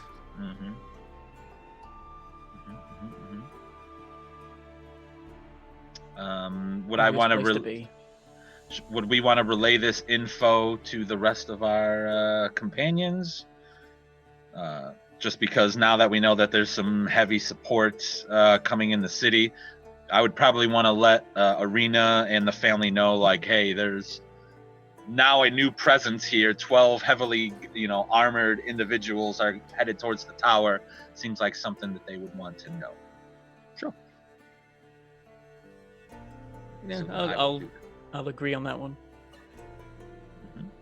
So this would probably be right before we head over to Grandfather's, or is this the day before? That's the day before. Okay. Yeah. So then I would, after I'm roughhousing with the kids, I think I was playing with the kids. I tell them, all right, kids, you got to go inside for a minute. We need to go inside and tell your family that there's some new visitors to the town. And it's probably only the first of many. I would imagine so, especially with the tower still being there. All right.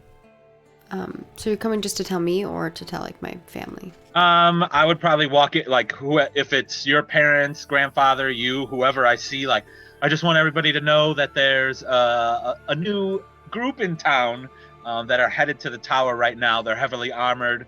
I recognize them, so I give them the backstory of them being probably from the Near-Earth Kingdom and all that fun stuff. Well, it was expected that things would change with the tower here. People are going to want to use it. Anytime there is a tower, there are always people who come try to lock it down. And then there will be people who want to sell to the people who want to go in, who are being locked down from. And then there will be people who set up all the town areas, like the huts and the amenities. Plenty of towns scattered across the continent exist purely because one day the tower showed up in a patch of empty countryside. Or they will be buying up all the food in the town because they will need provisions. I should go to the shops. I should make sure that our pantry is stocked and that we have food.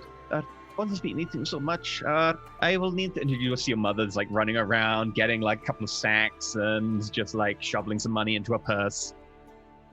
It will perhaps be something of a chaotic time over the next few days, but this is probably good news for the village. It'll make grow sure and to buy extra hand sanitizer and toilet roll. She leaves. Very important. Don't forget the pasta. Big dry goods. Pasta. Yes. I would also tell to the family, like, I may want to actually talk with them. And I tell Perrin, as you know, things went down, and I was in that town when they fought. So I may recognize some of them. I may, have crossed paths with some of them. So I think it might be a good idea for me to talk with them somehow. We could try. And yeah, so I wouldn't mind giving them my own appreciation for fighting for the good side. But we will just have to be careful. Oh, of course. Is this something we should tell your family and grandfather, or no? Well, I was planning on talking to my grandfather. I have not seen him in a while. So, if you want, you can come with. I was actually going to see if Gaten wanted to go with me. My grandfather lives out in the forest, but normally he comes into town, so it is really weird that I have not seen him. It is interesting. Yeah, so, I would love to speak with your grandfather again as well. We can work on his giant. He did fairly well with his accent. Seems like a very nice guy. That's what you were doing. I was wondering. Ah, yes. Yeah, he happens to know giant. I was very impressed. What did he say to you? Nothing in particular, just, I try to allude to just friendly banter back and forth. Is he lying to me? Make an insight check. Okay. Are you deliberately lying about anything? I wouldn't say I'm lying, but because we really didn't have anything super important back and forth. There was nothing super important back and forward. It was mostly filler. You don't want her to know that Grandpa was telling boob jokes. I get it.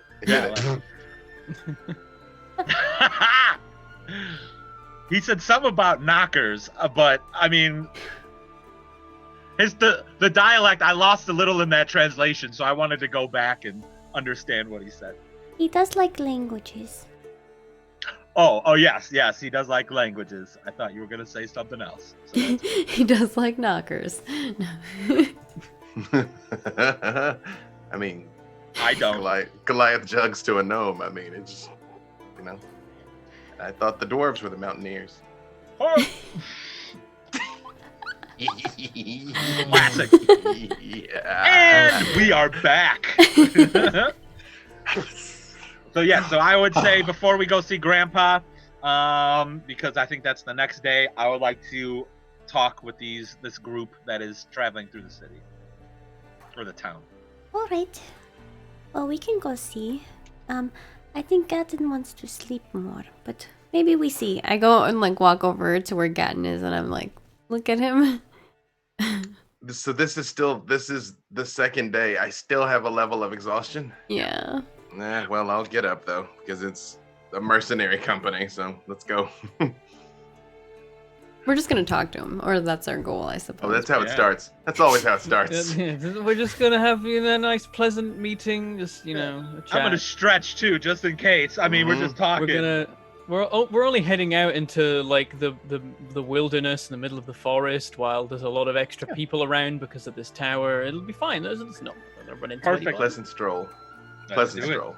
Yep. Since you did that like relatively soon after they marched through town, you catch them relatively close to the edge. They seem to have lingered for a little bit, having a rest. All of them have decamped and they're sitting down under the shade of a tree nearby. The ground's begun to defrost a little bit. We're getting into like proper spring now. A lot of the older, like tougher flowers are starting to push themselves back up from the ground. And you can see they're all sort of sitting down, taking a breather, drinking from water skins. One or two of them you may catch running back and throw in town, doing quick things like going to the post office, sending a message, or popping over to get some provisions. As you approach them, they all seem to be a very ragtag company. All the armor seems to be like tough leather or chain. Weapons are varied, but the main ones do seem to be pole arms along the side sword. And there's one guy at the front, a dwarf who is pretty tall, almost like 5'6" for a dwarf. Big plate boots combined with a chain and leather jerkin. Has a pretty gnarly looking pike, which is, considering it's a pike and a dwarf, probably about 12 foot tall, which is way taller than him. And he's just walking up and down, batting it up and down from the top of his shoulder, looking down at them. Very impressive mustache. He sees you coming, looks around and goes, "Up there, boys, what do you want?" Hey, are you guys from Nerd Earth Kingdom area? Well, we were a while ago. Yeah, as was I. Only one or two of us are still around from that time. Yeah, as was I, and I believe we're with Perrin as well, right? My friend Perrin, here was. Perrin gives a nod. Yeah. Oh my gosh, what's been going on in the last? I haven't been there in 8 years. I know that our pals in the Lumerian Empire wanted us escorted out, and I find myself here now. But it's amazing that you guys are here as well. Well, that's good to hear from you. I'll be completely honest. I don't really know what's happened in there in the last 8 years. We lost, and we fucked off. Well, yeah, likewise. I'm in the same boat. I just didn't know if you heard of anything else happening in that time. About the story. As far as I know, the Lumerian Empire has locked the place down pretty well. A number of our boys decamped and decided to demobilize and just join up with them. Settle down. It's not any bother for us. There's always warfare going on somewhere. And if you're completely honest with yourself, being up in the dead cities is not as bad as it seems. It's a bit of a shithole, but other than that... They've definitely improved the state of the place ever since they stopped being ruled by vampires. I hear that. I'm not that old, but I do hear that. So Me neither, but it's always interesting to see the holdovers. Parents talking about like a lot farther back in time in that area. About 200 years ago, yeah. 200 years, okay. Which, I think, fun enough, means that Maggie's parents were there. Yeah, I think when he mentions the vampires, I'm like, There were a lot of them. What? Well, it's good that they're not here anymore. I'm not paid to deal with vampires. Now that I'm closer, can I see if I maybe recognize anybody in this party? Sure. Make a intelligence check. It's memory.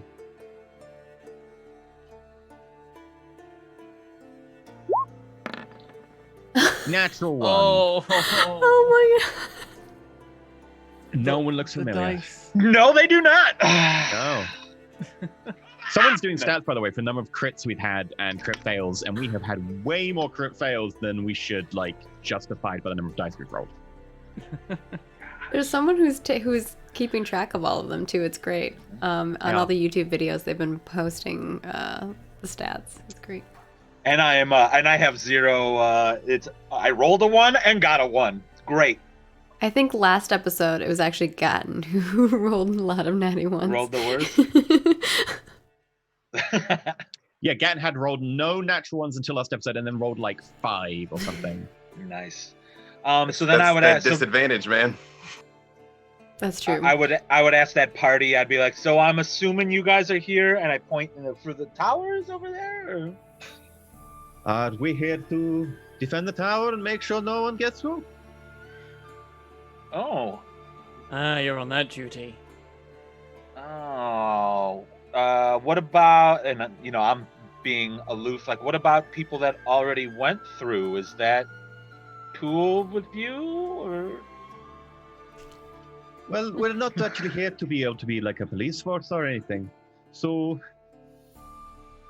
frankly, I don't give a shit. Good to know. Good to know. Sorry, my accent is slipping into Irish.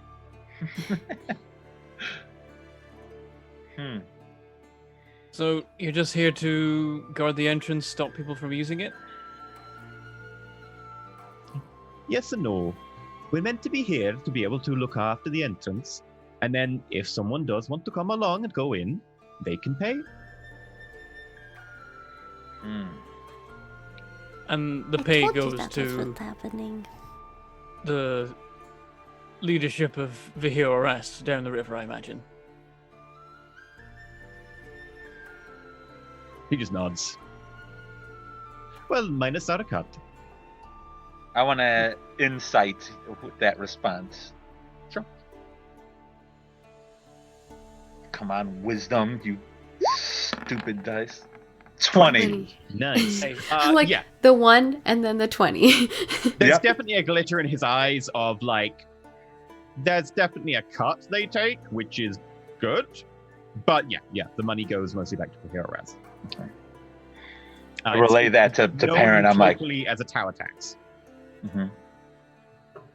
Okay, I think they're talking legit right now. So Yeah, it makes sense. As soon as, I'm sure, first opportunity someone got, they sailed down the river to tell, I don't know, is it like a lord or a king for a dead city? So the dead cities have councils. They're the councils of speakers.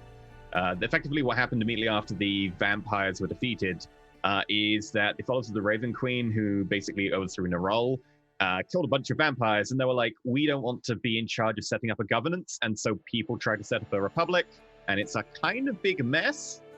So you have councils effectively in charge of everything. Yeah, someone will have sailed down the river first chance they got to tell the council and get a nice hefty finder's fee. And of course, as soon as they knew, they will have sent people up to make sure they get some money out of it. Right, you too. are. We actually need to find the person in charge of that, and by the name of Blablin. In charge? Sorry? What? Well, he was the one who told us, and we have to deliver his reward. I bet it's He said he significantly would more be- than we got for telling him. Well, it sucks to be you then, I'm afraid. Yeah, it does. Not the first time. I don't know. Right. Parent seems pretty cool. I don't know if it sucks to be him. Well, I can't speak for that. Lablin. He's always doing things like this. Arena's like probably on Gotten's shoulder, and she's just like grumpy now. Hey, maybe he'll get rich enough he moves out, like, into a bigger town. I could only dream of that happening. I'm trying to think if there's any more questions we really need. It seems like they're legit. They're here to guard the tower, make that coin. I'm not sure if there's anything we can gain from talking with them. Yeah, I think Perrin's just like, well, sounds like the fun's over for us then. Yeah, Well, well, then, if you want to pay us, if you have the coin, you can still go in. How much are you like, well, how much- charging? How much would it be, yeah? How many floors have you been on? It's like, moment of like, should I lie? If you Perrin thinks hesitate, to he himself, immediately looks at you and very rote says, and of course we have a marking stone, and we will be checking. we've been in twice. You would be wanting to do the third floor. Yep. It would not be cheap. It would be 60 gold each. woo! Yep, fun's over for us. It was nice while it lasted. Hey, Perrin, can we just run in before they even Should we? Oh wait, Grandfather said about preparing. That's right. When he says that, I begin to like cradle Arena like a football, like I'm about to like take off running if they use the word. No, I want to go in. you're still clicking a little because you haven't rested all the way. You're just. My parents just like, oh, the way we're not ready to go back in. No, I think you're right. I don't think that's a good idea. The You are towers right, pace Baron. you for a reason. Whenever we're like further away from them, she'll say, You're right, Baron. I'm glad that we went the right way. If there's no one else in earshot, I do say there is still the underground area that Perrin discovered for us to explore. Oh, Yes, I definitely want to take a look over there at some point.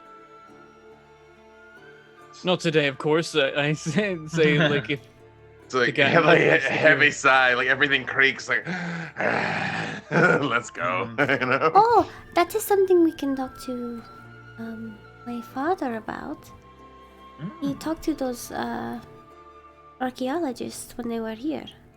Perhaps he knows more information. Yes, I would like to know a little bit more about who they are and what they're trying to do, and maybe get an Yes. idea of whether or not they're currently dead in that cave.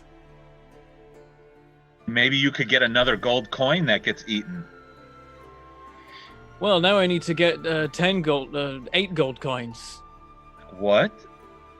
I got robbed. Didn't realize. When did you get Pickpocket. robbed? It was only been 2 nights. Or 1 night. There was someone in the temple, and they were asking about a bard, and apparently while they were asking me about a bard, they also took 7 of my gold. You were in a temple and someone took something from you? Yep. We must find this They- person and make it right. I should tell Mahira about it. They were in, I think they were in rags, and they were asking everyone about this bard, and What maybe did they are they- the bard, actually. Who is it? Like, what? Is this a famous bard? Who is this? Maybe I roadied for him back in the day. I don't know. Oh, it's the one I asked the Cogdeers about, the one who plays the drum, apparently. Oh, that's right. That's right. If they stole something from you, maybe they were lying. Also, why would they ask you that when you're in the bottom of... When you're... It makes no sense. Why would they ask you that? It seemed weird to me that they wandered into the temple to ask the people there what was going on. But Exactly. I don't think they really cared about the bard. I think they were just trying to take your money. still, the mention of the bard is interesting. You're worried about them mentioning the bard, but you don't care that they stole your money? It's all I have. They wear rags. I know vaguely what they look like. They were asking about a bard, so now I'm asking about the bard. I don't plan on pickpocketing people while I do it, but I'm gonna see if there's some kind of connection. Maybe they're an accomplice. To the bard? Maybe they're simultaneously pickpocketing people and trying to advertise for an upcoming show. That makes no sense. That is a very strange thing to do for marketing. Yeah, no, it really doesn't make sense. If everyone actually turned up to the show, they'd want their money back. Yeah, the ROI on that alone would be. I'm trying to think of other marketing lingo, like, yeah. Look, the CPM needs to be high enough for that to make it worthwhile. As you come back into the center of town, though, you definitely catch Mahira glancing out one of the doorways from the ghost in the machine, notices you, and then gestures you over. I'll Yeah, hurry we up. head on over. Well, thank you very much for leaving that guy on my hands. Your granddad did come through the other day. Did everything. The body's been sent down the river. Someone came in and wanted a bit of a job. What They said kind they of were looking for someone they were willing to pay. job? Were they looking for a bard? Yeah, there they were. Wait, what? Have you checked your coffers since you talked to them? Yes. Okay, just wondering because last time someone asked me about a bard, I lost half my money. Okay, I'll keep a bit more of an eye out. But, redhead lady, well washed but poor clothing. Yes, and I know them. They pickpocketed me. Mihira gets out her coin purse, checks it, goes behind the bar, checks. Don't think anything's missing, but they said they're willing to pay. Were they willing to pay 7 gold by any chance? No, said they're willing to pay 30. Oh, they've been busy. They said 31 gold, 4 silver, and 6 copper. Yep, very busy. Okay. What did they want doing? Did they just want someone to find this bard for them? Yeah, that's what they said. Where is this person?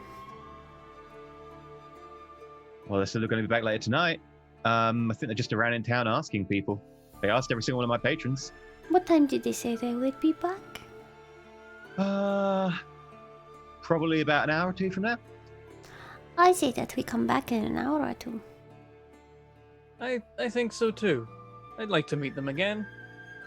And on that note, we're going to be back in an hour. No, we'll be back in about 8 minutes. We're going to take a break here. Feel free to enjoy some lovely fan art and stuff, but we'll be back shortly. Yay! Bye!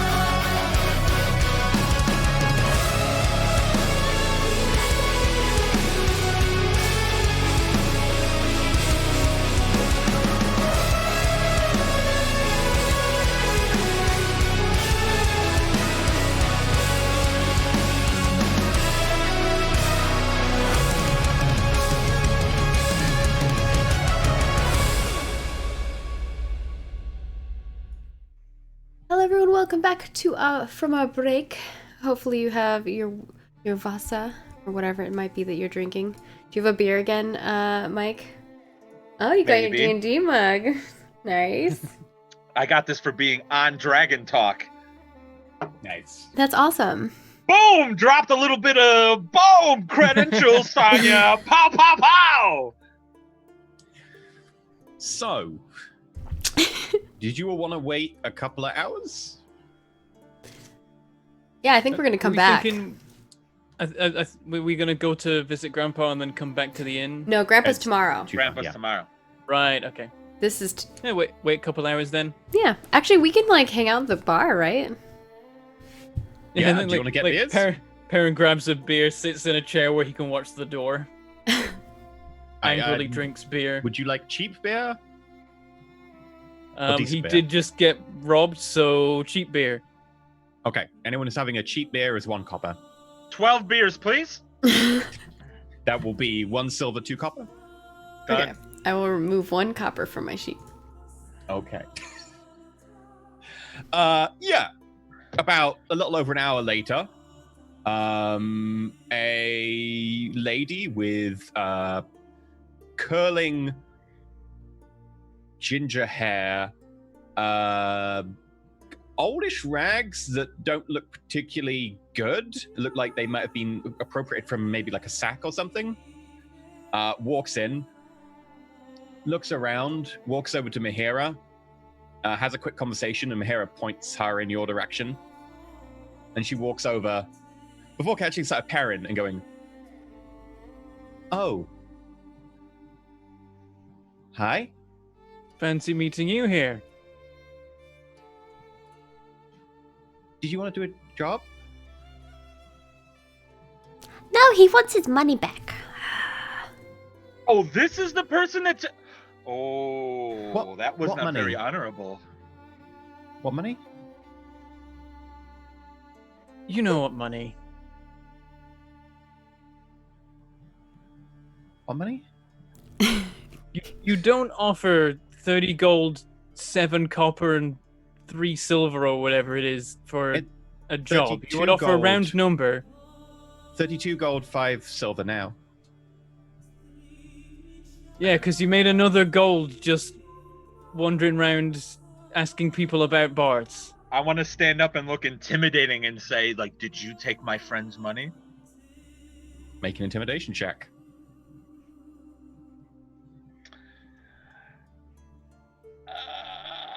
Come on! You're too jovial. 7. I had too many beers. I had like, you listen to me. Are you the person that took his money? Or was it somebody else? There's a definite slur. There's definitely, as you stand up to be intimidating, you do lean sideways and almost like full on Arena. There's definitely like a big Goliath imposing, leaning over Arena. Can Arena hide under the table? Sure. You head below the table. She's like, No, I'm trying to be stealthy. Okay, I mean, she watches you go below the table. Okay, well, I'm not going to do it if she's watching me. Okay, never mind. Yeah, she's watching I'm the group. specifically asking you out of character if I can hide under the table. Oh, but if I can't, then not no, right I now, don't want to do that. That's weird. Look over here. That's fucking weird. Yeah, she's right at the table, like she's talking to all of you, so she can see you right now. Okay, that's fine then. You can always break line of sight, but she will know you're under the table. All right. She's looks up and down at you and is like, "So, do you want to do a job?" I don't want to do a job with you if you took someone's money, or anyone's money, even if it's not just his money.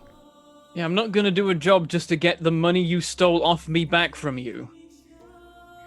I didn't steal any money. Insight check. I also would like to insight check. Yeah, all of us are looking at her. We're all like waiting for it. It's like activate suspicion mode. 15. 10. 19. I still Nice. have disadvantage, right? Like Tonight, yes. Aw. There you go. Oh, Yeah. what? Dave is like 19. 20 and a Wow, not 19. 21 and 19. Okay. Yeah, 21 I and a rolled 19. incredibly highly and got an 18. So 19, Axel and Gatton, I don't know why I have to find a name for a moment. Both of you notice that she's just sort of edging back a couple of inches, like she might run, but everyone else doesn't notice that, and it's just like, she seems to be confused and honest. I started doubting myself, like, wait, maybe I was mugged by someone else and I'm just that oblivious. After a moment, I'm like, I don't pull my sword out yet, but I very much moved to the door between her and the door. I just I don't try and be subtle at all. I just walk past her to the door and stand there. I'm gonna lean back in my chair and look at Pan and be like, maybe she didn't take your money. Are you sure? I want to, before Gatton leans to the door, I want to be like, get ready to start your murder, death, kill mode at a moment's notice. And I wink at him. I'm like, I am always prepared to activate combat mode. I know you are, dude. I know you are. I think it's them who should get married. I'd be all for it. Very different criteria. as you obviously block off the entrance, and Mahira looks over like, okay, puts her hand under the bar. The woman just looks around and is like, what about if I pay you back and then I can pay you 25 gold? 5 silver. Puts 7 gold down, pushes it across to Perrin. Oh, or maybe she did. Thank you very much. Hey, aloofness! I put it back in my pocket.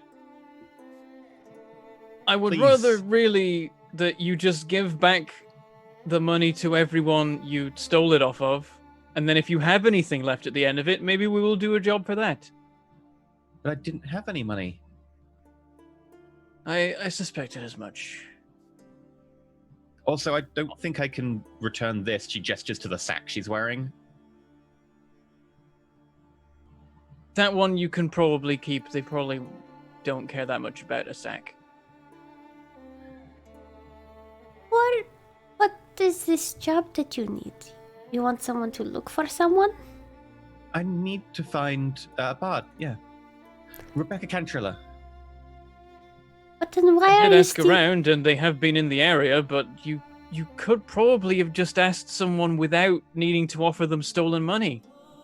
But no one knew, so I had to then collect money to pay for things. I know how it works here in the Dead Cities. Everyone is very mercenary.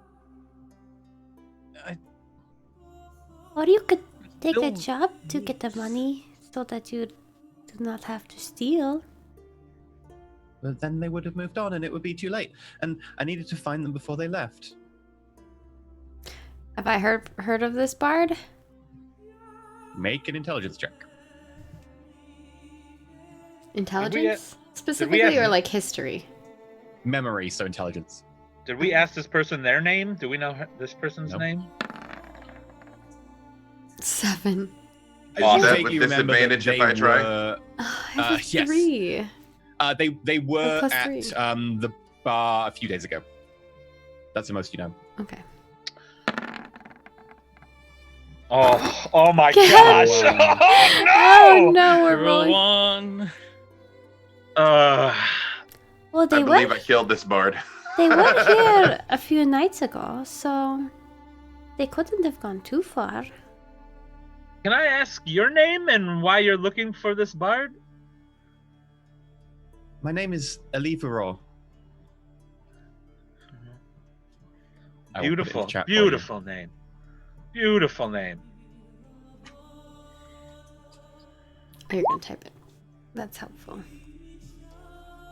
Nice. It's 2 words. I thought it was just like one big fancy name. Maybe like an apostrophe. I thought it was Aliva and then Roar. Could somebody drop that in our Discord? I can't see the Roll20 chat with it's all stacked up for me. I'm doing it now then.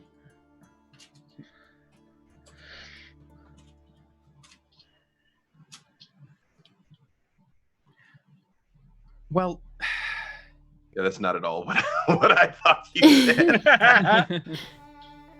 She was playing on a boat, and I heard her play, and it was amazing. That's it? And well, then the boat was attacked, and I saved her and swam her to shore, and then I wanted to find her again. Wait, you were attacked by who? Well, the boat was attacked. Like, the boat was attacked by who? Or I guess what? It was attacked by Mero. Do we know who that is? Is that a, Make is that type of creature? A history check, I think, for them. History check. All right. Oh Got a my 15. gosh. 2, 15, I got a and 2. 11. I got a 2. Yeah, Arena. I have a +5 to this. Something to do with Merfolk. There you go. Merfolk. Godsend has lived a lot of history. That's true. Garden, I think you rolled earlier. You rolled a 20 and a 5, right? Yeah, Oh, did I? Oh, I thought it Yeah. didn't post. Sorry. No, it did, and sadly, it was the. Oh, fuck. Let me rest, please.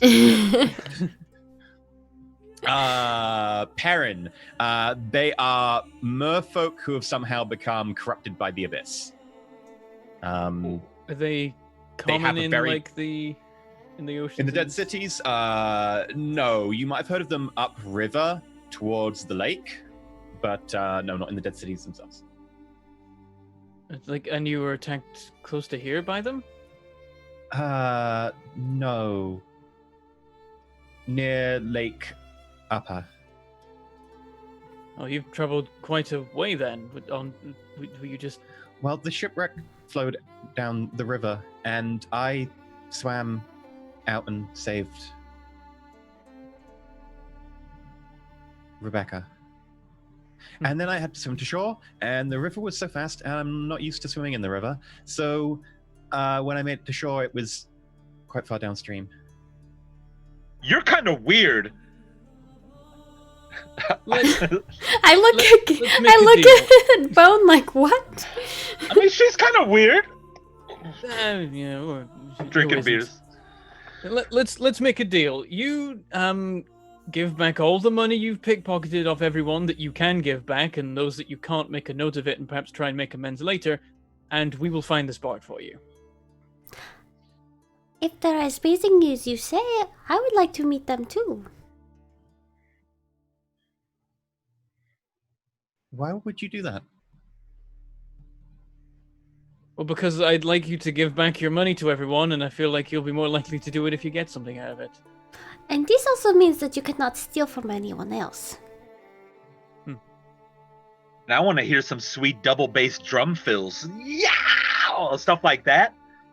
Awesome. Bone. She's hiding something. Your passive insight is enough that she's hiding something about her story.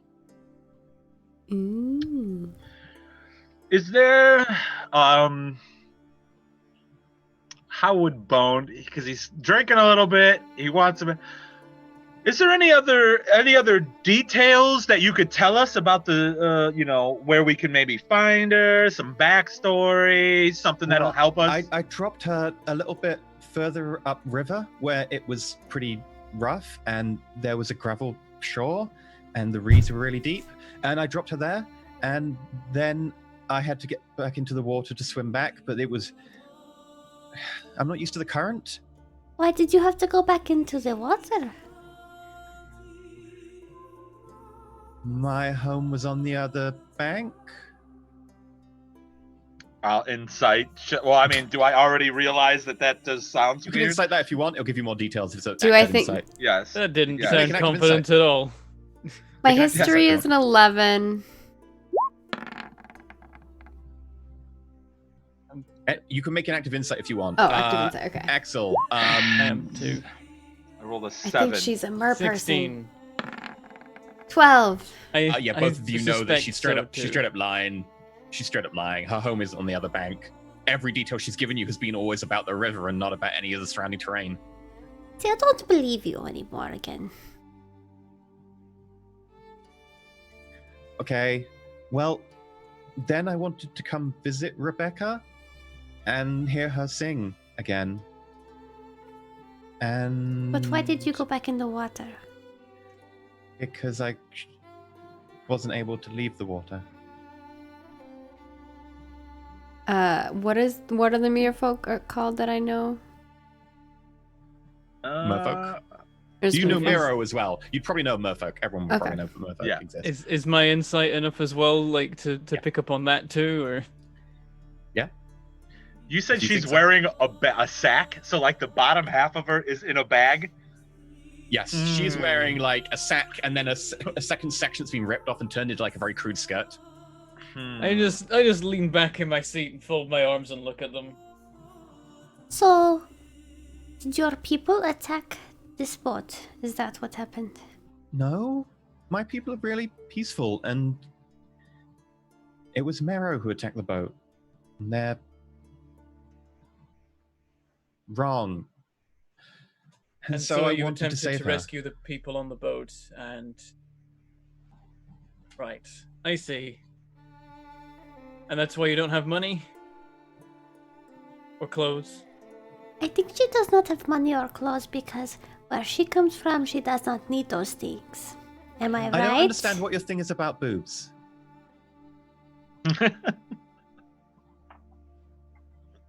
He's definitely not from around here. Does That's seem to be a not- thing. I don't know either. That's Really, not. honestly. They're a functional part of childbearing. Why are they so? Right? Right? I mean, what good are they? Useless. What? Are you? I guess, regardless of that, I guess it doesn't matter, like whether you breathe air or water. If you give people back their money, we'll help you. Well, when I came back looking for her, I got given these legs so that I could go look for her. Given, how does that work? Like I said, Perrin, I don't think she's from here. Did you I've steal worked out legs she as doesn't well have as legs. coin? Now I want to know why she does have legs. Oh, I see. Yes, why do you have legs? Who gave you these legs? Well, I spoke to a witch. Oh no. She lives just upstream from here, and she gave me the legs, provided that I go search for Rebecca. Well, at least you can still talk. Sorry. What can I don't know if she can sing though. She might have taken that.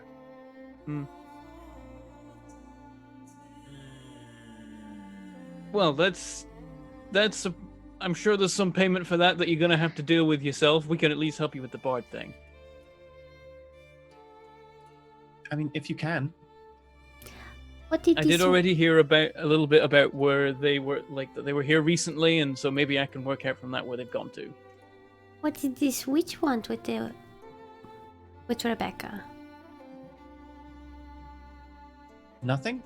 She just said that she'd be happy to give me the ability to walk on land. But only if you found Rebecca, right? So she must want her for some reason. Well, no, she said that provided that I keep searching, I would have the ability to walk on land. So you'll lose the ability when you found the bard. Wait, what? Well, if you found the bard, you're no longer searching for them, so you would no longer require the legs. But she said I would have the legs forever. I thought you just said provided you keep searching. Yeah.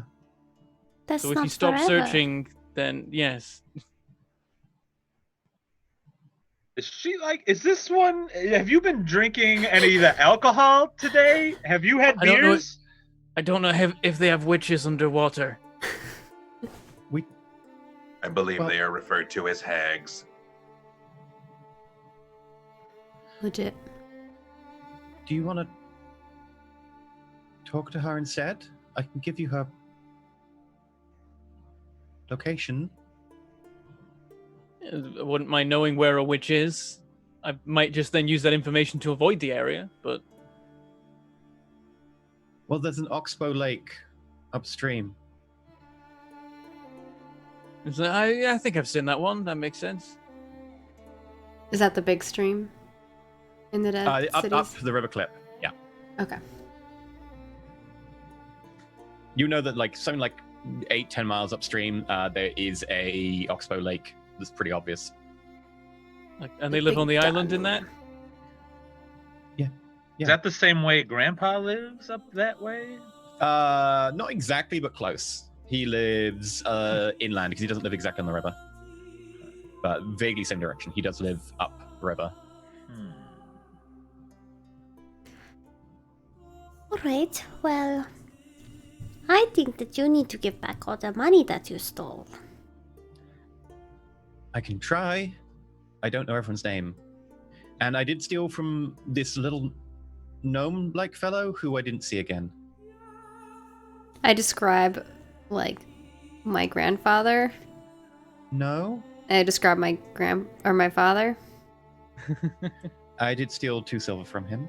That gives the 2 silver to you. Do you know him? That is my father. Okay. But no, I stole. It was another gnome. Little bit older than you. Looked kind of grumpy. I describe Blablin. Yes, I stole quite a lot of him.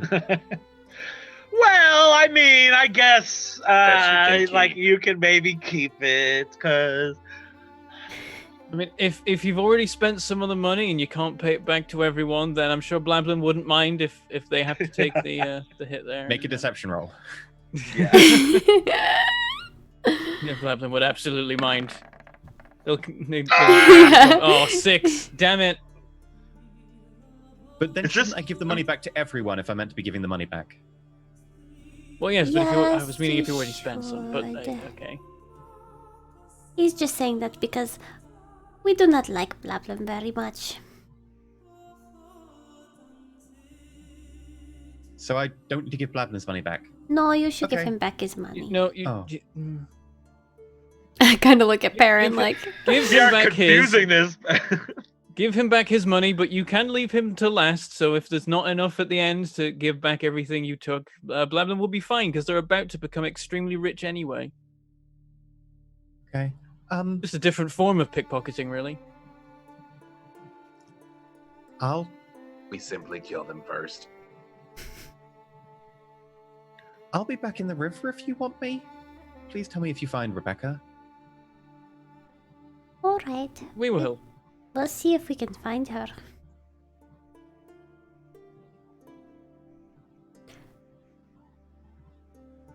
What is that? Well, let's go all around and- about? I need to rest again. Like this is miserable. Constantly being at disadvantage. Like It's the end of the day. Got to just like if nobody's killing anybody, I'm not leaving this town. oh, for sure. We're not leaving tonight Yep, anyway. we let her go on her way.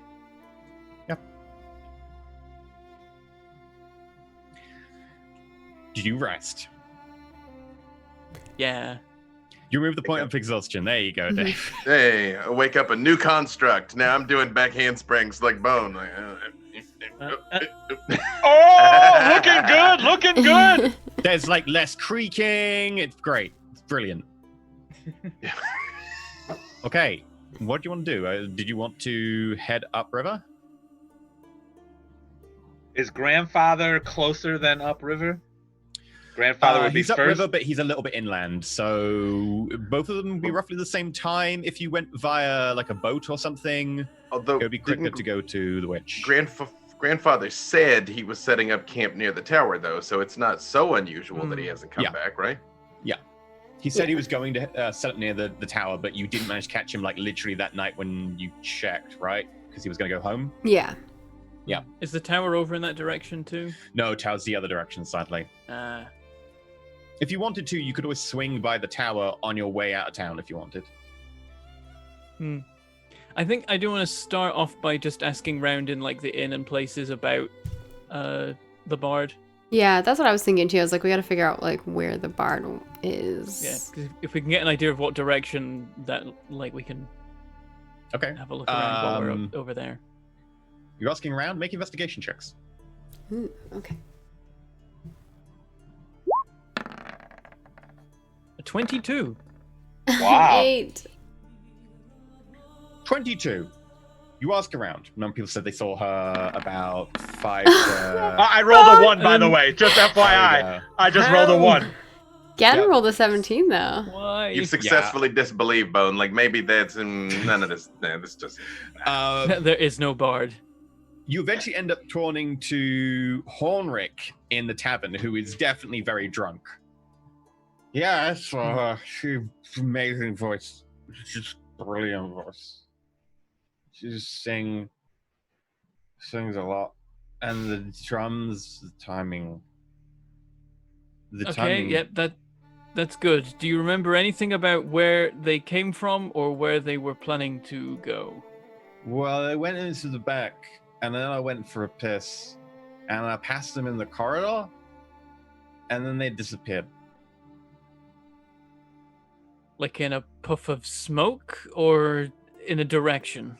No, like they just disappeared.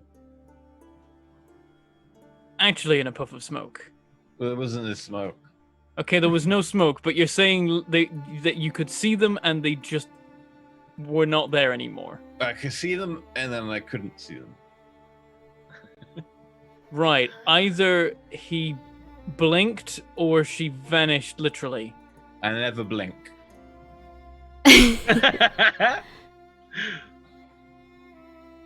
Well, there is a spell that can make you invisible, but don't know. I think maybe he's very drunk. There was a smell. What did it smell like? Was a smell? She became invisible. You're right. There was a smell. Oh, I think he means spell. No, a smell. It was a smell when she disappeared. What was the smell? It smelled vaguely like a forest on like a fresh day after a light rain. Very descriptive for somebody who's intoxicated. It was very Surprisingly strange. specific. I like this guy. Can we get another beer for my friend here? He needs one more beer. I do not think he needs more beer. Oh, I think he could have maybe 1 or 1.5 more. And I'm not sure he'll. Look what I can do now. Alright, I'm watching. Let me just need to check this. What is this? Puts his hands below the table, pulls his hands out. He's got a money pouch. Perrin, it's your money pouch. I look on my belt, and I guess it's not gone. there. Yeah, it's not there. How did you even? I'm really good at stealing stuff now. You've been in the tower. I went in with Belladonte, Mahara, and Blablin. I'd like to. Belladonte didn't come out. I would like to try to steal something from him without noticing. Make a sleight of hand check. Oh no. 20. 20. Nice. Yeah, you.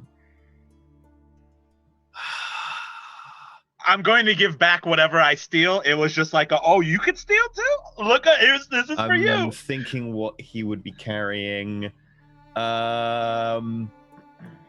Yeah, pulls out you pull out of his pocket while he's not looking. It seems like he'd had his hand wrapped around it, so it's kind of a little bit damp with sweat and beer. What appears to be like a little chain with a stylized bow on it, pointing upwards. I say, oh, look I can do that thing too. And I hand him back his chain. Is this yours? And I hold it up. No, it's not mine. This is Belladonte's. Oh no. It's the only thing I have left. I'm so sorry. And I Tell you. I didn't realize it was sentimental.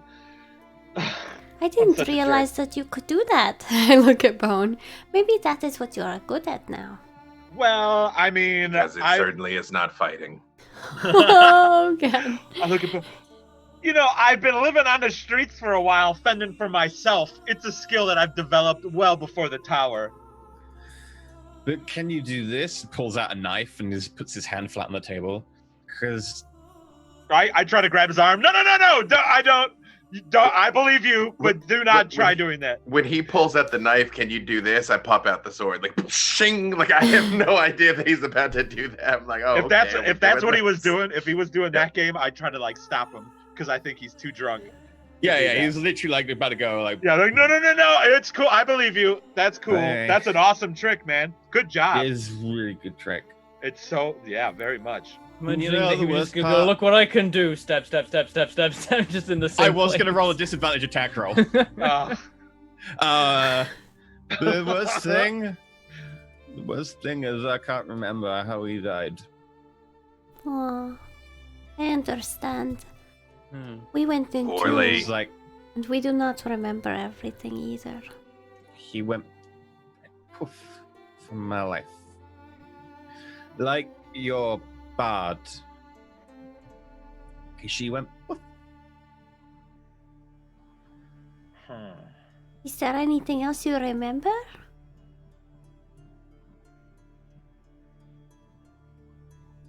Did you see a girl in rags with red hair? She came in later, a few days later. She said she'd been looking for a few days.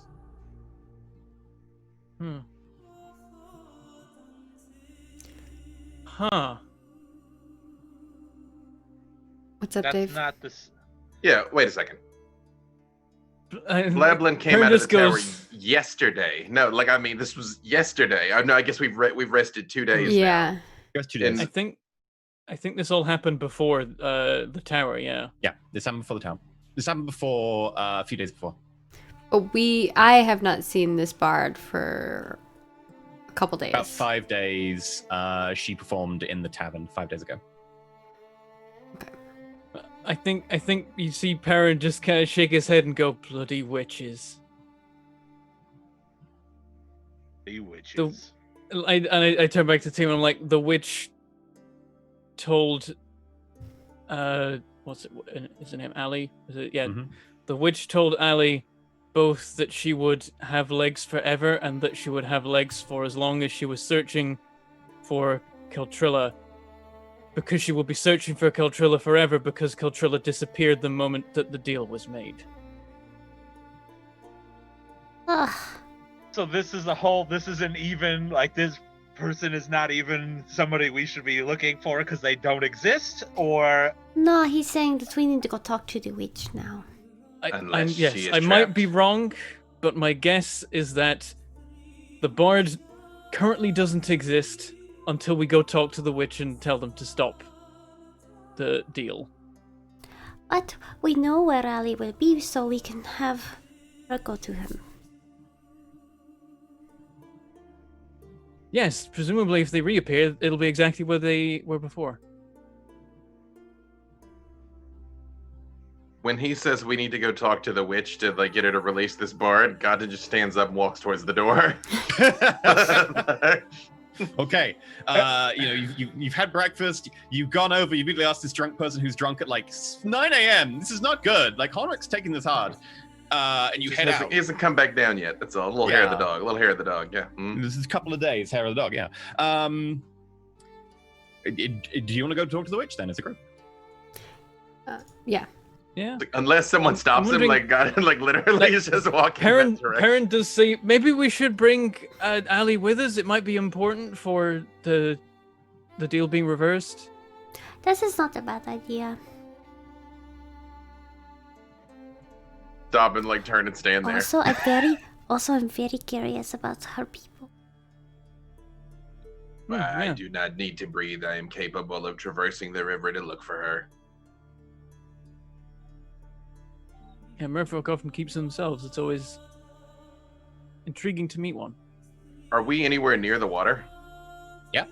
Probably about 50, 60 meters from it. It's the city's the town is on the edge of the river.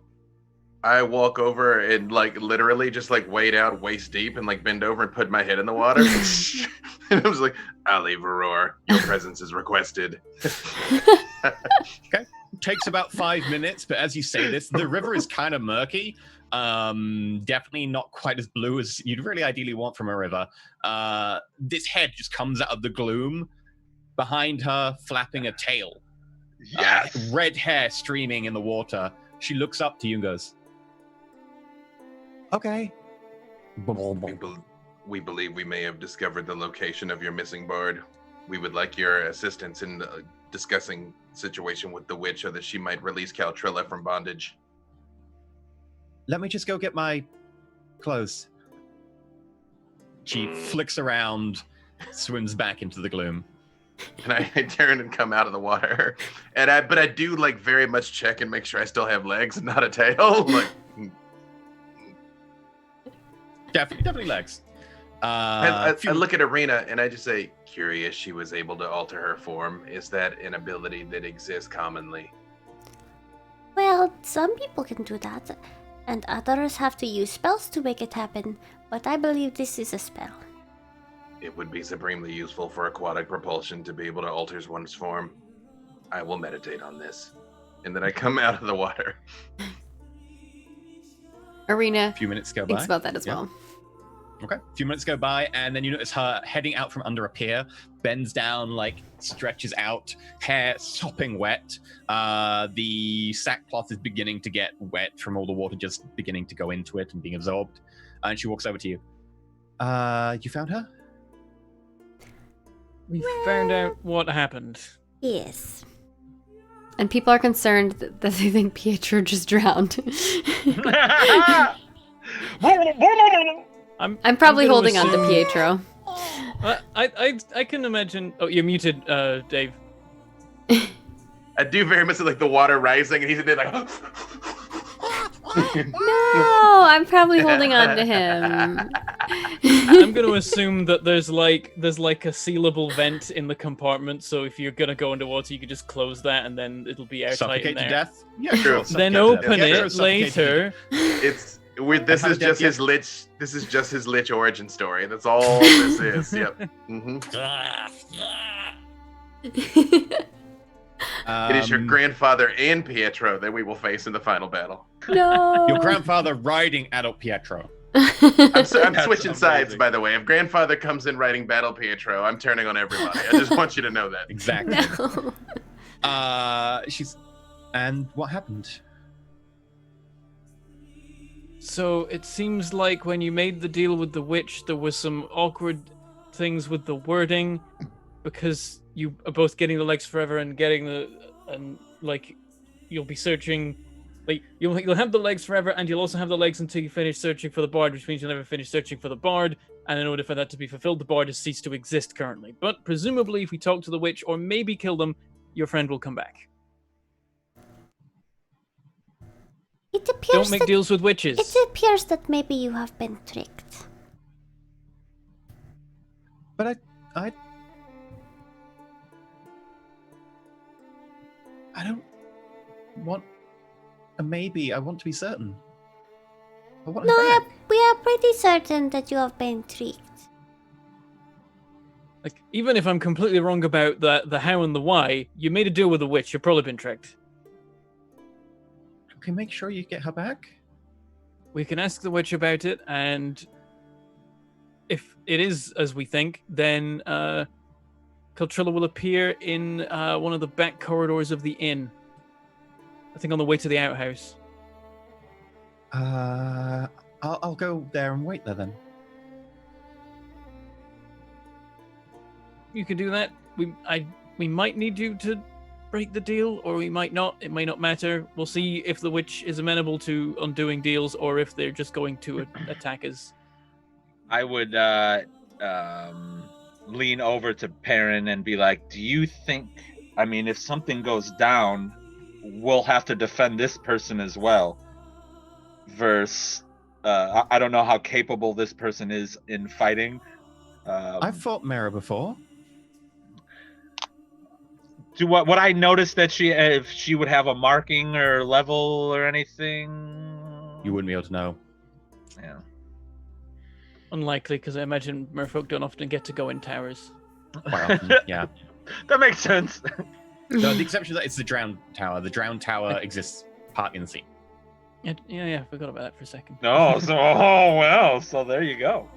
So, yeah, merfolk may have been in a tower, but there's only one that really works for them, and it's a long way from here. Gotcha. All right. Well, let's let this person stay here because I think there'll be a risk bringing this person to the witch if it gets hot, if you know what I mean. And we'll go talk to the witch and see if we can straighten this all out. I think Don't it is up kill to. her if you're not sure it's going to undo it. Don't kill her. I have no plan on killing anyone. Plan A is The talk it odds are out. at 50-50. Oh no. Look, if you would like to join us, you can. But we're just going to try to figure out what happened. If you're just going to try to figure out, I'll wait here for her. If you need me, I'll come. I looked to Perrin because he was the one who said that they might need her. Honestly, my knowledge of witches doesn't go really that far beyond folklore. What do we know? Make a Arcana check. Okay. Get a +5 to this.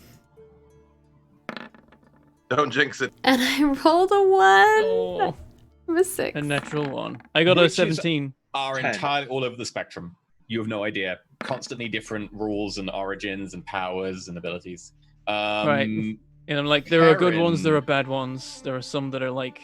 Perrin, you know is it- part of the oh. issue with that is that witch is just a very catch-all term for mostly female spellcasters of any kind, which means that they can be warlocks, or they could be wizards, or they could be sorceresses, or anything, or even sometimes fae, or anything, to be honest. And sometimes it's not even related to tower levels. So witch is just a very catch-all term. It's not particularly helpful moniker. Right. Yeah, then I'm like, yeah, there's witches of all sorts of different kinds, so who really knows like what is and isn't required. This one does seem to be playing into the classic stereotype, so maybe they'll keep following that. We'll see. Is that all Perrin gets with a 17? Okay. You can stay here, we'll head down there. If we absolutely need you, we can always come back and get you. But I would be careful because Okay. if you lose your legs, then you will be on land. Ah, yes, the moment, presumably, that Caltrilla Well, appears, don't- you don't will just kind of... undo the deal. Maybe you can alter the deal. Perhaps Pray I you do should not come alter it with us. further. Do you want to keep your legs? Ideally, because then I can be with Rebecca. I think that probably she needs to come with us. If she wants to make a deal, this is a different story. Yeah, like, we can... undoing the deal is probably within our capabilities. Making it so you get the good parts of the deal and not the bad is probably going to take more effort. That's Yes, my our methods grandfather. are definitely binary. As my grandfather says, you know, there's always a price you have to pay. Okay, I'll come with you. How are we getting there? We walk? I start walking. No, I just pick Arena up and put her on my shoulder. I'm like walking, and all of a sudden, like my leg, I'm walking in the air. You can Yep, walk. like, I don't it's have a a little bit of a boat. longer walk. If you want to hire a little boat and just row upstream, it's quicker, more direct, but you'd have to hire a boat. It's up to you. How much is it? You're known, so they wouldn't require like a huge deposit. So it'd probably be like if you're literally just hiring a rowboat for the day, like 3 silver. I can pay hire that. boat. I can say that. Yeah. Just a very cheap rowboat. We start walking, and then someone's like, "Or we could take a boat." Yeah. I've already got an unusual amount of silver, so I'm happy to field that. Oh, I got it already taken care of, and I'll even row. I got to work on, some of that muscle. Get that Yeah, you can see like the biceps are definitely. get the turtle shell going there. Yeah, Ali doesn't seem to be interested at all. Sorry. I wasn't doing that for her benefit. I'm Just not for the interested list. either. Yeah, so- he doesn't even swing that way. He could swing either way. It's true, but Okay. he did tell my mother that he swung the other way. I just said that Uh, Perrin was more my flavor. I don't know what Yeah. that means. That's what Okay, I thought. Okay. all right. Yeah, you head Zone a of little bit safety. Zone of upstream. safety. Does anyone have navigator's tools? Nope. I mean, it's a river. It's that way. So, although she knows where it is. I mean, we're like, hey, where is it? Like she found it a little bit of a different way. Make a perception check. Perception checks. Perception or survival? I will accept survival as well. Ooh, I have both. What I will am grant me the better at best survival. information? What an amazing survival. coincidence! When I'm no longer I will when roll I'm survival then. when I'm no longer exhausted, I'm good at stuff. 22. Wow. Yeah, you all except for Axel notice Right. this section of land as it comes up. Sorry. Poor You're Rowan. not. You're rowing, brother. You're looking the other direction. That's what that As is. you are headed up this river, you notice that it is grayish. There are definitely like motes of light floating past in it. And as you get further and further up, it does seem to get a little bit murkier and darker. And you get to the section where it turns a bend, and there's an Oxbow Lake out to the side, trapped and now cut off. And on this little island, amongst a kind of thicket of vegetation and bent over gnarled trees, is a small shack. It's a little bit out of the way and hard to see, but because you are looking for it, you do notice it. Oh, look, I think it's over there. Is that it? Yeah, It that's looks the the one. part. Is there anything Else? I mean, I guess along the journey, probably would have asked this, but Is there anything else that we should know about the switch that you had to deal with? Like, how did you meet them? Well, she came down to the shore while I was waiting to see if Rebecca was okay. I'd been coming back to the shore for a few days, and then a few days ago, well, about 5 days ago now, she came down to the shore and met me. Call to the witch now. Hello, witch? I very much like point like at her diaphragm. I'm like, no, from down here. Call to the witch. Hello, Loudly. witch? No response. We could just knock. I would yell something out loud. Like, I am kind of interested in making a deal. Like, I'm really into gambling. Is there like a place we could go for that, for making deals? Yes, if only there was some place that we could materially alter our fates in exchange for an arrangement of some sort. That's exactly do you what I say was that thinking. just on the boat, or do you get off? No, I like get on the shore and I just like walk around saying that loudly. Okay. As you get off the boat, you notice that there are like small colored birds of all different variety in the actual boughs of the tree. And hidden on the backside of the Oxbow Lake, a little bit out of view, is a little garden that seems almost like a quaint English garden. Box hedges, little flagstones leading around, and a path, thick, luscious green grass, and a little trickle of water that seems to be coming down from somewhere. sorry, there's like planes going over my house. Yeah, those dragons just... Loud. Yeah. I walk over and I knock on the wall. I don't knock on a window because I don't want to break it, but I knock on the wall, just like boom, boom. Is there a door? I'm like, why are we as walking you on the walk up, wall? It's a quaint little cottage with a little bit of a ramshackle put together nature, but it is well cared for. There's ironwork on the front that seems to display like a big awning over the door itself. A little mat made out of leather that's stapled down like below some big rocks on the side. And it says, you know, home is where your lair is. I couldn't resist. But yeah, it does, knocking on the wall. I'm like, or we could use the door.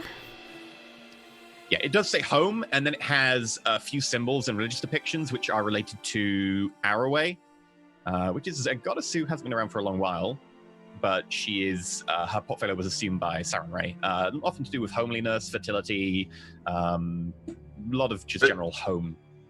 Not Okay, like the so goddess it's of not eating pleasant. babies or anything, though. No. It's not like warding against evil, it's just like pleasantness. Generally pleasantness, like, yes. Well, actually, to an extent, also a little bit warding against evil, etc., blah, blah. But it's often like a, you know, I pray to Saren Ray or to Arroway to, like, look after my home, look after my family stuff, like fertility, etc., crops, that sort of stuff. You knock on the window- on the door. You knock on the door, and solid oak door. and there's a 1 moment, I will be there. See? They're home. The door clunk opens, and behind it is a relatively old, gnarled woman. She's bent over forwards. Her face is like horribly scarred and pockmarked all down one side, horrifically so, and her nose is bent completely like 45-degree angle towards the end, towards that side of her face. But she's got like her scarf round her neck and over her head, pulled over on that side. So while you can see some of it, it's a little bit hard to see. Yes? What do you want? I stand behind I've seen Perrin. you before. Hi. Is there something? Oh, come in, everyone. Sorry if being so rude. Come on in. I'll Do step we in fit? cautiously. Inside of her cottage?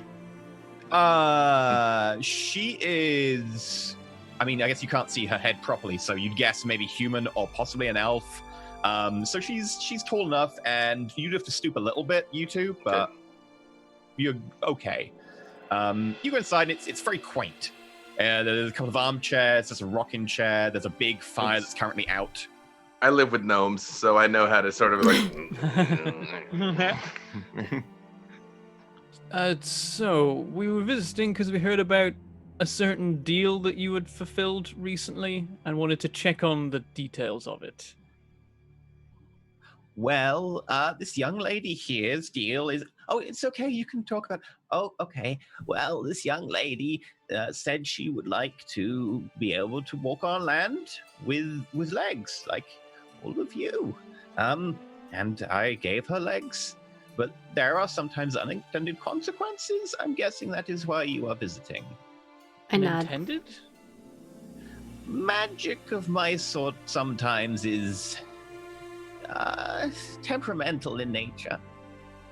Was there somebody else? Were you talking to somebody? Is there somebody else here?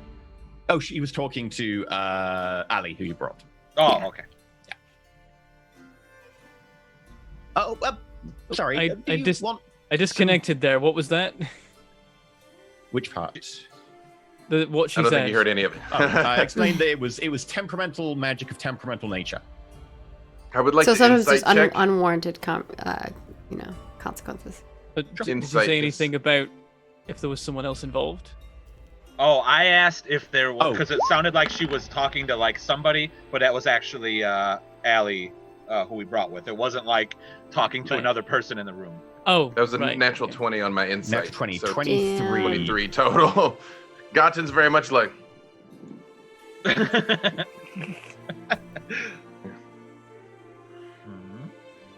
Gatton. While that's an element of truth about it, you do certainly catch the edge of a smile, as in that's also a cost. It's maybe not an exact cost that she chooses, it is a temperamental cost, but there is always an extra cost. And she likes it. I do not believe that is completely factual. Yes, there is a cost, but it is not exactly unforeseen. Yes, there is an extra cost. And we can talk about the terms and the costs if you want. Yes, but you have bound her into a never-ending loop. She gets the tools to solve her problem, but that makes the problem innately unsolvable, thereby rendering the tools meaningless, thereby negating the deal. What's all this talk of deals and exactness of contracts? It feels very mechanical. I find that highly offensive. I'm not a lawyer. He is a robot tree murder entity. He's a Machine. warforged. Well, I don't know what that means. Robot tree murderer is an accurate description. That's what I'm However, saying. What And the you're both of them a- are trying to say is that You're a Goliath from the Stormfell Mountains. Yes, I am. How did you know that? Oh, I know things about your people. I can tell you more if you wanted. I would like to know, but not in the frame of a deal of any kind. What do you want? Very fair. Sure. What would you like to tell me that I wouldn't already know since I'm from there? Well, I could tell you many things, but the knowledge does not come cheap. Oh, here we go. I very much, if this was a fair deal, that's one thing, but it's very apparent that whatever you do does not seem to work out in the favor of the person wanting the information. So I don't know about this. Fair enough. Well, we discuss all this in such exorbitant lengths. Would you like some scones? Some tea? Ooh. Should we? I look over at the recipe. Should we get some scones? I'm starting to get hungry again. Does anybody? Perrin looks suspicious. They are free. Free scones? Are these foods suspect? You can look at them if you want. You can investigate. I would like to investigate them. Investigate the scone. I want to investigate Sure. the scones. Okay, so for a second, she'll bring out the scones. I'll give you a sec. She brings out a tray of, giving her like 5 minutes. She brings out a tray of very freshly baked, beautiful scones. Oh, no. They're airy, they're light, and they've got like a little pot of butter nearby, a little pot of jam, and there's a little teapot that she brings out afterwards on a little metal tray, along with a few plates. We're all going to pass out, and we're going to come back with like missing an eye or something. Yeah, I got a 4 on my investigation. I got a How'd 5. You guys do? I sniff it, and it is delicious. My stomach growls, and I eat it. I got a 15. Yeah, it's just scones and some butter and some cream and some jam. Mm-hmm. That's what he's telling I'm us. just like, I'm holding one, just staring like. You pick up the raisin and you're like, I just eat it. Yeah, you eat it. I think they're tastes really nice. Probably some of the best scones you've had, depending on the excellence, but they're very good. This town's food is amazing. I've had the best meals. And I keep eating the scones. So can we talk about what do you know about my heritage? Is there like I want to talk about that. I can tell you where Hafnir still walks.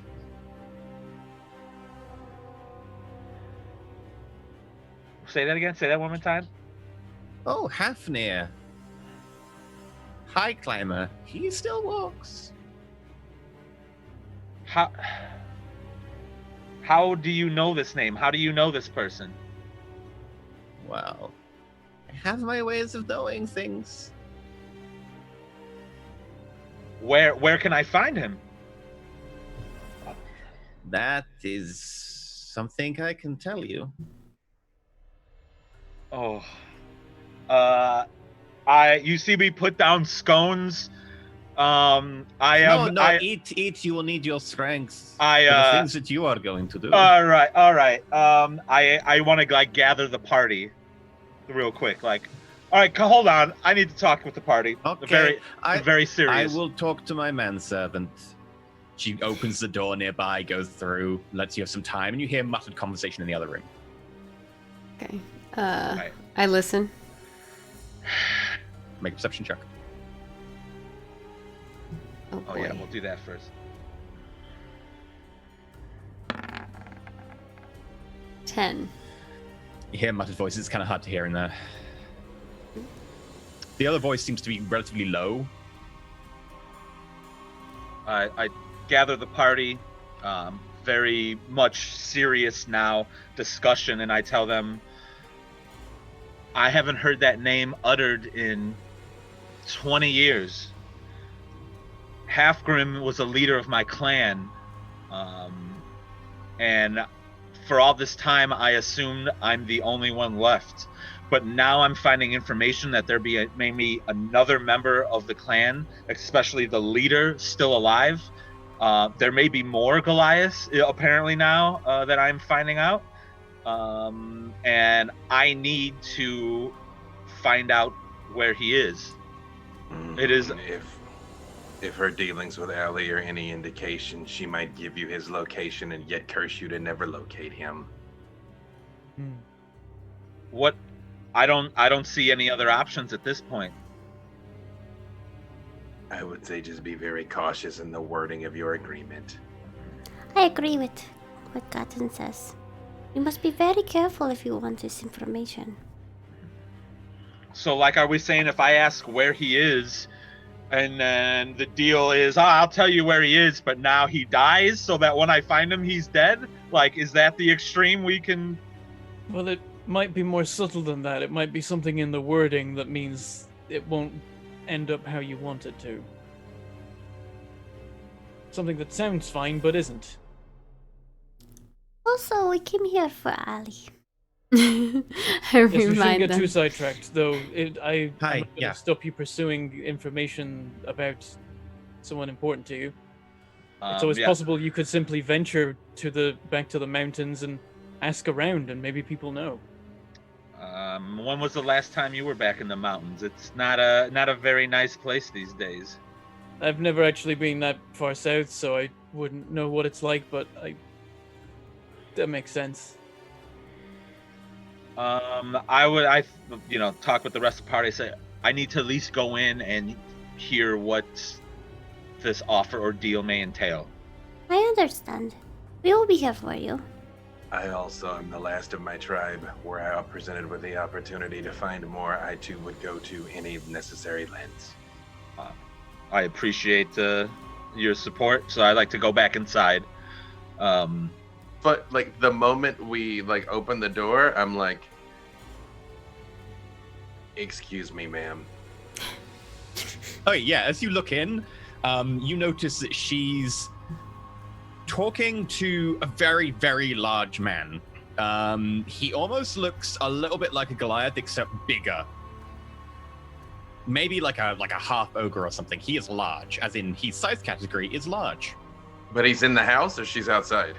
He's in the house. He's in like the adjacent room, and as you open the door, she's just talking to this guy. Does the house look big enough where he could like come in and out, or he's kind of stuck in there? He could probably just about go in and out, but he'd have to very awkwardly fit through the door. It would not be easy. I very much say my friend would like to bargain with you. However, if you give him a deal that ends up being trapped in some infinite loop where he is cursed to wander the days endlessly, I will destroy you. I will destroy you. I will destroy this structure. Make an intimidate check. Holy cow! How's that for a deal? We are getting married. Maybe. Whoa! Natural 20! 22 crit! The red eyes and everything.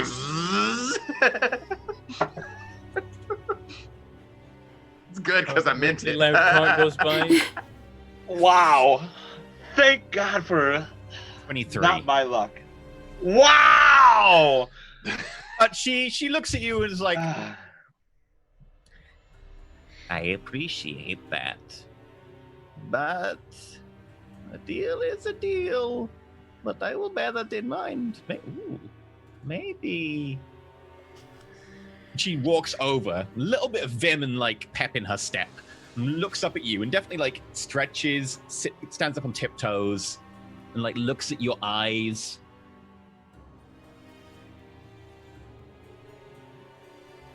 What were you? What were you indeed? You are something special. I would like to flex a little bit for her to look a little more presentable. No, you can wait your turn. Oh, she's looking at Gotten? Yeah. Yeah. Right. So he's still just like red eyes, but he's still like straight faced and like looking at her. No. Oh. I know what I would like. A tree for a tree.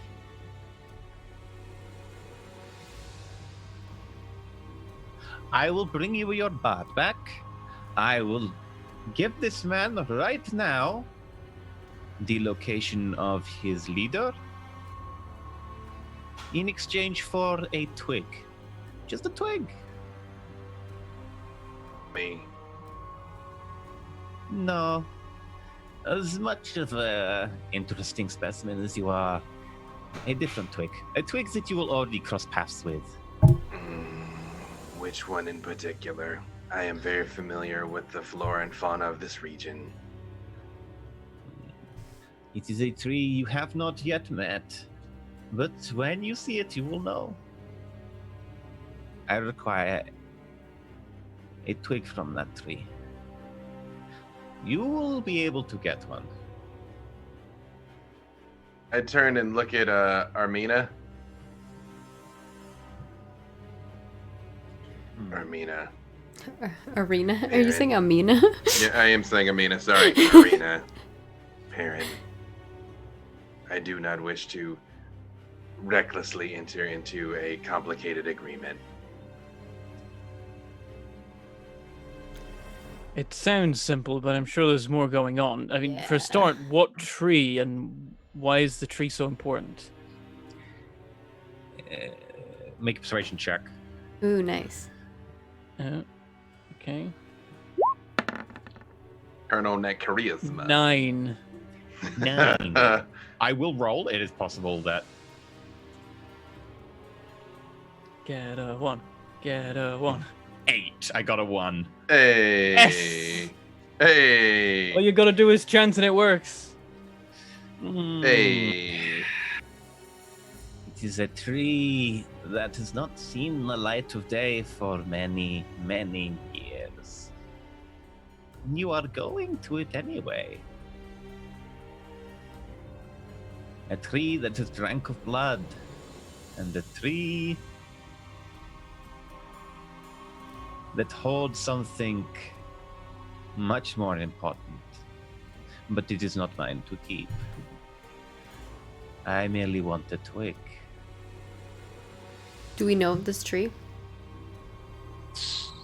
Perrin, I think, has got it. Really, you can make a history check. Gonna be a really high DC. Perrin can work this out, presumably, even if he doesn't know about the tree. If you can work it out, you Yes, can work it out. Yeah. Then Perrin Oh will... my gosh. Holy crap, I ro- natural 20. I got rolled a natural 7. 20, but I don't have any bonus. It is a natural 20 and only a 20. And the DC is also higher for you because you're not native to here. Yep. So I'm sorry. That makes but sense. Like 20 is not the DC. I think Perrin goes, well, there's only one place we were planning to go where you might, for some reason, find a tree that's not in light. It's the cave that I found in a field. I guess there's a tree in it. Good to know. She knew that we had to go to a tree? That's crazy. Very clever boy. She I'm boops him slightly nose. concerned about... Like, scratches his nose. I am a little bit concerned about the whole drinking blood part. I already knew that 5 people went in there and may well not have come out. Is this a tree that kills people? Everything kills people. That She's kind of doesn't right. seem true. I don't know. I've encountered many blades of grass in my life that have had completely peaceful existences. Then you have not been some of the places that I have been. Let's agree to disagree on that saying. So I would say something like, well, we understand the deal that Allie put in place, and it seems like that is unfair. However, this is just retrieving an item for this person. I mean, that may make her super strong. She may do something evil with it, which there may be consequences, but this doesn't seem... Yeah, I turn and look at her and I say, in exchange for information for Axel and for releasing Caltrilla immediately and allowing Allie to retain the use of her legs when she so chooses, I and I alone will enter into this agreement to return the twig for you. Perrin and Arena are exempt from this. And I extend a hand. I look at Agat and I'm like, Are you sure? I don't know if that's a good idea. You don't have to. like we can. Only one is collateral. Gatton, make a persuasion check. Am I not still riding high off of my 20? Wait. Got you in on your turn. Come on! Oh, Wait. yes, Yes. Can I give him guidance? She would know you're casting a spell and would be watching you doing it. Okay. That don't make it not true. Someone could It perform might the be a help bit action. of a faux pas. Okay. Never mind then. Someone could help me. I would help in this scenario. I'm not a charismatic person. If it's persuasion, I'm proficient in it. Yeah. You would have to be helping in the RP, whereas currently Gatton is the one who's proposed Yeah. this. But he I could reckon say some words in RP. Yeah. It currently Perrin's like, you don't have to make this agreement on your own. There's probably other. I would prefer more of a collateral. I just like turn and look at Perrin. I'm like, if you so choose, I did not want you to be bound by the threads of unforeseen mystical fate. I have something I to want- offer. Oh? In my bag, I pull out this little token. So for those at home, the description is token to remember my parents by. So I pull this out of a bag and I say, She takes it immediately and looks at it. This is the only thing that I have that I hold near and dear to my heart. The only thing I have that I feel is of value, and I am willing to give this up to be able to find the leader of my clan, my tribe. This represents a lot to you. Are you sure you want to give this up? I don't want to give it up. However, I do know for a fact that my parents are no longer. And I would much rather move forward and see if I could help my people in some way than think about the past. I will take this, and I will bind your Warforged. For this Persuade deal. her not to take that, Perrin. Why do you need what? This is I'm looking for this information. This is the most valuable thing to me that I have ever owned. Just for your Hathgrim. Yes, I would do this. This is a fair trade. Yeah, you don't need to make a deal on our behalf. If you want to give that item for that knowledge, then that is your choice. I look at my party and I say something like, as much as it hurts to give this away, I feel like I have a new family, so I am willing to give it up. That you don't need to do that. Like already, the deal is to get that twig, and if we're getting it, we're getting it. I would like to know more about what that twig is. If not from you, then perhaps for myself. You should keep your token. I have no use for it. All it does is clutter my pocket. Memories are important. When I hear that there's a chance that I think everyone I know is dead, and now I'm being told that my tribe leader is still alive, I need to find out where he is and if there's something I can do to help. If he's in trouble. With respect to the rest of you, your friend is making this deal. He's giving up something very valuable to him. Do you trade this? I do. It disappears from her hand. And you see me, I am visibly upset and sad about giving this up, but knowing that there's a chance that I could find somebody from my tribe, somebody from my race that still exists, is the most important thing to me right now. He was last spotted about 50 miles into the Lemurian Empire over the border. If you go quickly, you may catch him.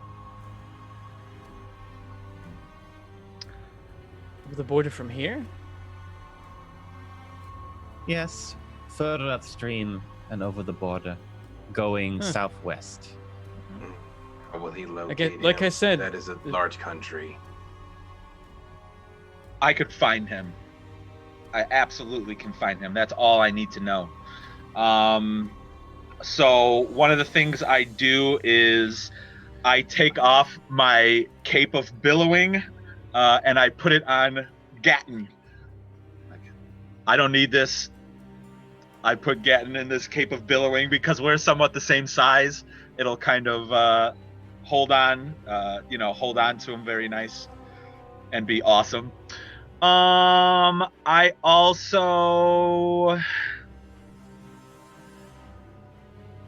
offer to the group, I say, okay, I want to let you guys know you absolutely have been a family to me. I was just a drunk guy in a bar, and you felt that I would be able to aid you.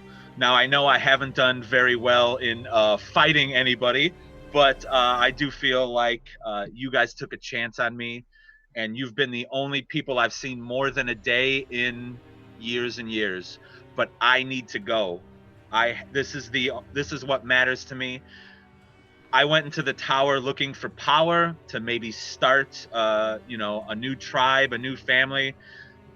But now that I know there's more of my people out there, I need to go and I need to investigate and I need to see potentially there may be more out there. And I am going to do what I can to bring my people together again. Arena nods. Yeah, Perrin is kind of nodding in agreement. I Do you understand. want this matter, or is this something that you must deal with on your own? Absolutely. I mean, you guys have a lot of other things going on for you right now. And in any other circumstance, I wish I could stay here and help. But this is something I must do. I understand. Arena will go in to hug his leg. Oh, And of then- course, I will absolutely if you'll bend accept down. the hug. And then Absolutely. she just says, while she's hugging you, she says, You must write to us. We must keep in touch. Oh, absolutely, absolutely. One of the things I do is I take my ring off to let you know I am going to be traveling quite a bit of a distance. I don't know if this is not going to work. Maybe if you need other, other family, other people, they can use this ring more than I can. she holds the ring really close to her. And I say, I'll be back for for the rest of your family. I got some kids to train, so I won't forget. This is very true. Yes. If you don't come back for them, they will probably go find you.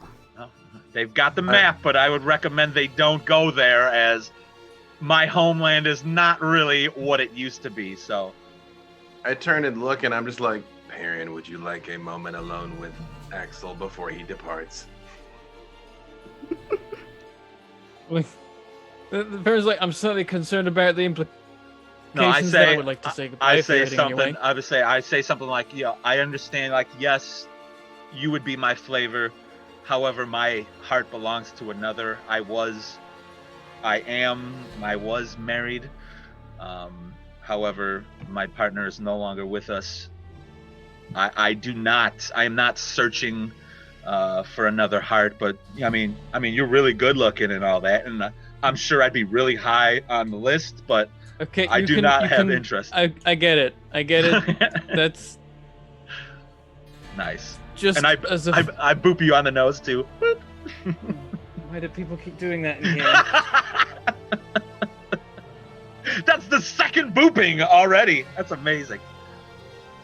Nice. And then he kind of straightens up and is serious. Is no, what I meant was if you're heading on your way from one denizen of near death to another, though neither of us perhaps considered it home, we have to stick together. Yeah, I hear you, and I give you, one of the pat on the shoulder, and I'll say something like, if I find my leader, if I find my people, perhaps our paths will cross sometime in the future. I'm going to keep doing push-ups, so maybe someday I'll be able to beat up somebody with my new power, but until then, I will try to hone my craft a bit more. I think he then holds out a hand and says, "To exile." Exile. shake your hand, and then I give Gatton, hey, use that cape as much as you possibly can. It is the coolest. And I do the fist bump with Gatton. Boop. And I look at the witch and I say, and if you, for whatever reason, mess these folk up, I will also come back and find you, and this place will be in ashes. That's the kind of deal I like. I will remember that. Yes, me as well. And then now, I say, make sure you take some extra scones for the road. They are so good. I will admit, these scones are bomb fire. They are the best scones. And I keep looking at her like, how many can I take? I have more in the other room. More. Okay, I'll take these scones with me. Okay. And I pack my scones, and I'm just like checking, do I have everything? I don't know. I don't care. She goes in the back, pulls out a little like jar of jam, and she like opens the top and looks inside, puts a finger in. There you go. This is my favorite jam. Sticks out a finger with some jam on it. Is this good for you? I don't put my... Yeah, it's fine. That there works. You go. You can have that as well. Oh, thank you. I will definitely remember what you said to me.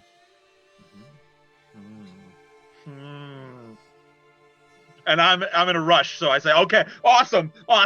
And I will tell my company, like, once again, it's been a pleasure being a part of your family, and I'll see you guys down the road. And I exit with some haste. Okay, you exit. Arena's sad, but wants you to have a good luck with finding you. As soon as you exit, you completely forget everything about your parents. Their names, their faces, every connection with you and every event that they are in. You can remember the event. You can't remember anything about them, what they said, what they looked like. Oh boy! Wow! I thought the sentimental value would be enough. Wow! Straight up took my memories of my parents. That's some shenanigans. Well, I think she was mad at what you said to her. Well, they're spiteful. No, actually, that was the deal. But you also vaguely have a sense of direction in your head. Oh, I guess the token reminded you of your family, so then you forgot your family. Yeah. And she said, do you want to give that up? Mm-hmm. You do have a direction in your head and vague distance. Awesome. And I head off into the horizon. Right before he leaves, Gotten pokes his head out and he's just like, those flowers are edible and quite delicious. Do not eat those tubers. They will cause you to become violently ill. There can be wild game. Search around the base of trees that look like that. And I just, walking away, I kind of look at you and I'm like, hell yeah, man. Rock and roll. Back in the cottage. So, for this lady's friend, inspiration, muse, bard, a twig.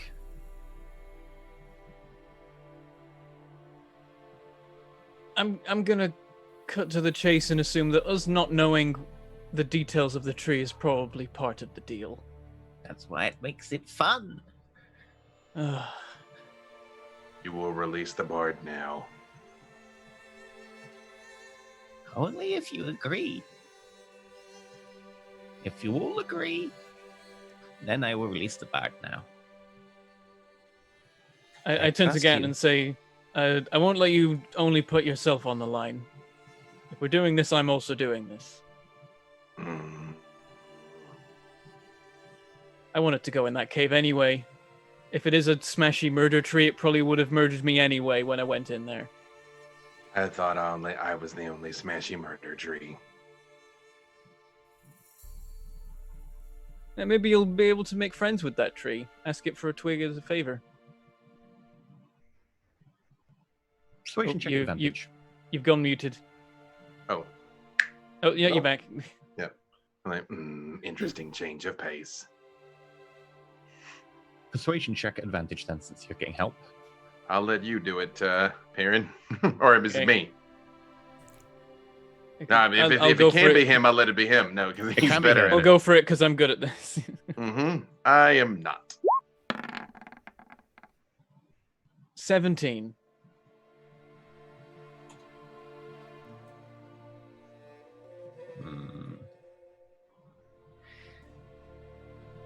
If you don't do this, there'll be no direct consequences to your friend here. But know that a loss of you in her life would be most terrible. You do not save her much pain, but if you wish, I will do this for you. Okay, get the twig or die. Got it. Not quite the deal, but close enough. I will return the bard now, and you will get me a twig. Can you repeat this deal again? I think you are under the mistake that I am some sort of fiend writing a contract. Unfortunately, that is not how this works. You've No, not had a great track I record. don't think that. I just think that sometimes there is a price you have to pay when you do magic. It is something my grandfather says. Who is your grandfather? If you do not know, then that is probably better.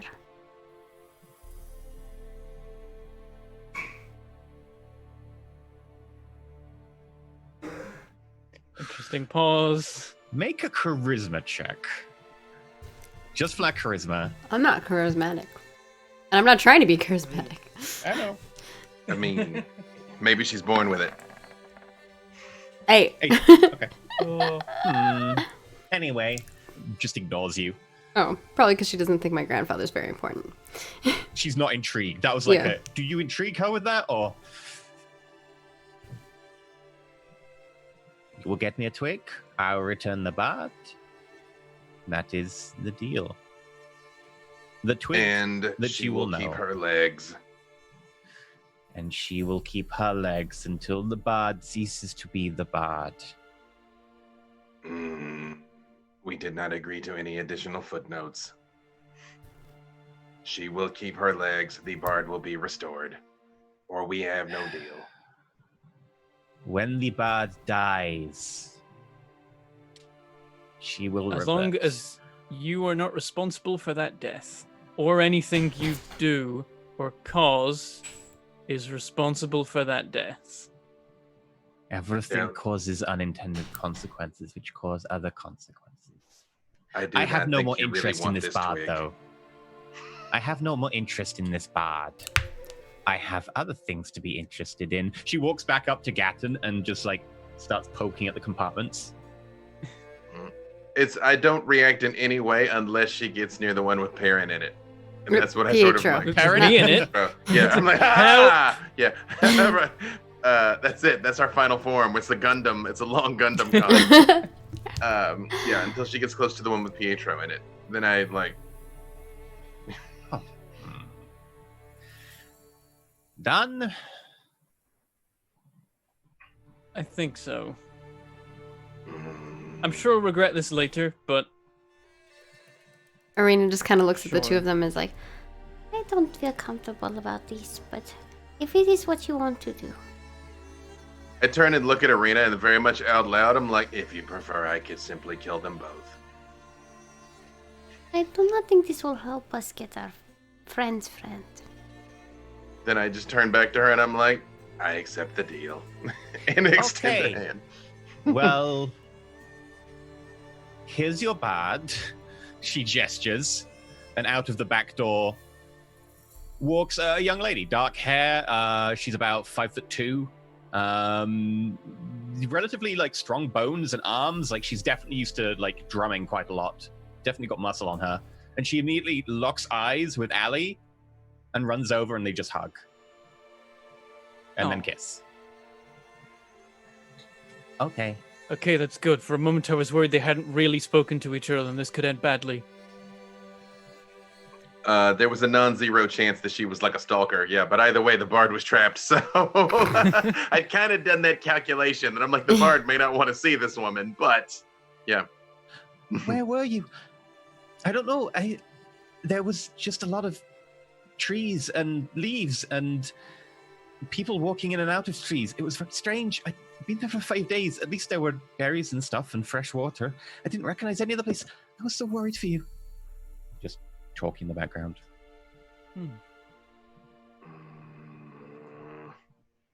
You have places to be. Someone waits for you. Like it's just like I that half ogre again. I'm just like staring at him. I want to like try and see. He leans in under the doorway and walks into the room. What is your designation?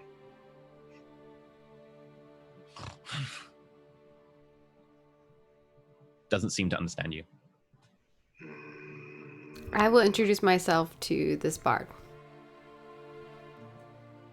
Hi there. Did you help find me how to get out of here? Arena nods and offers her hand and says, Arena cog, dear. Right, Rebecca Caltrilla.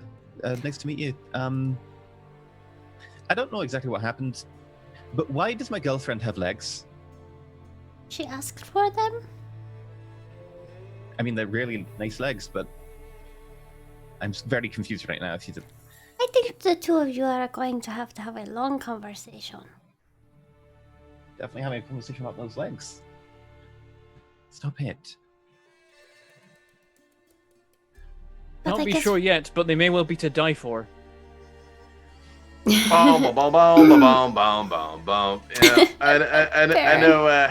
Yeah, no, I'm finished. That's it. I'm done. no, I'm just. "Oh no!" Right. Anyway, you should go now. Marina will leave. I do offer the I said to like, so presumably you want to head back down to the village. We do have a boat and a space has opened up on it. They both nod. On the way, I'd be interested to hear about the place with the trees you went to. Okay. As you start leaving through the garden, the old woman watches you from the door and says, "And no playing silly buggers. I'm expecting that twig back soon after." Yes, we will. I intended to go to where the twig presumably is anyway. I know. But also, that just there was an example of a normal deal. No one's gonna die if that one goes wrong. Just be glad you didn't take any more of the scones. She closes the door. As the door closes, I'm like, but Axel took a bunch of... Oh, no. We cut to Axel, who has managed to cross the river. Axel, you faintly feel something moving in your pocket. What is going on? I reach in and grab whatever's in my pocket. It's kind of mushy, and as you pull it out, it's these horribly stale scones with little worms constantly burrowing in and out. Like, There's oh! mold growing on the side. Oh, that's disgusting. Oh, what? It looks like they've been off for a good few months. Oh, is that mushy kind of? They smell of mushroom. Like what? Yeah. Oh, man, now my pockets are gross. Oh, gross.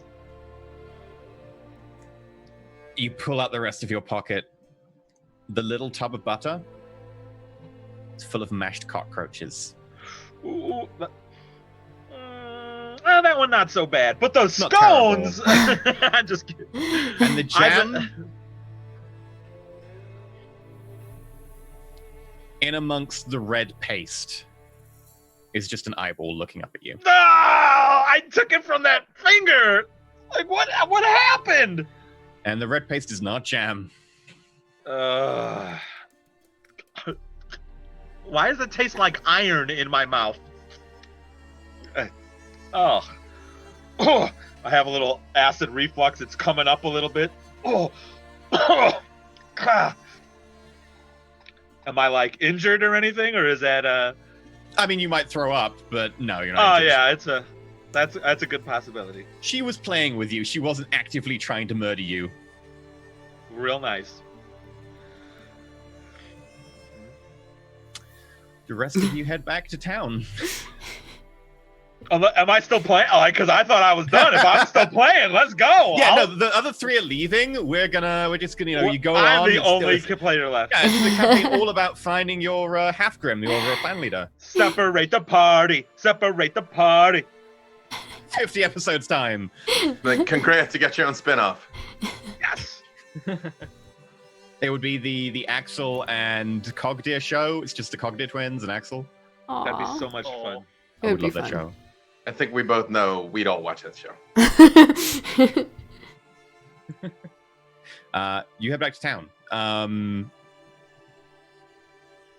Along the way, Perrin, make a history check. I would also accept Arcana. No, nature. It's nature. It's none of the above. It's nature. Sorry. Oh, damn it, I'm not so good at nature. You can use the others, but the DC would work out roughly. There's someone who's good at Like nature. 12. But to say, pending what he's looking for, that's my jam. Mm-hmm. Yeah, if you want to roll nature. Right. It's conversations happening in the boat, so she's describing the I'll tree roll she nature, saw. too. Yeah, she's describing the tree Excellent. she saw, etc. Hey, 18. I'm so bad Yeah. today. I rolled Sorry, 5. listeners, I haven't been giving numbers for anything. 18, sorry. Yeah. It sounds like when she described the fact she was lost and the old woman said, you want to find someone who's lost, etc. You have legs, etc. for this. She instead was lost somewhere else. And an 18, you would vaguely know it sounds kind of like the Feywild. I believe I know where she was located. This sounds like the Feywild. Out of character, that's what I Fascinating. thought. Tell me everything. I think Arena and Perrin are just like...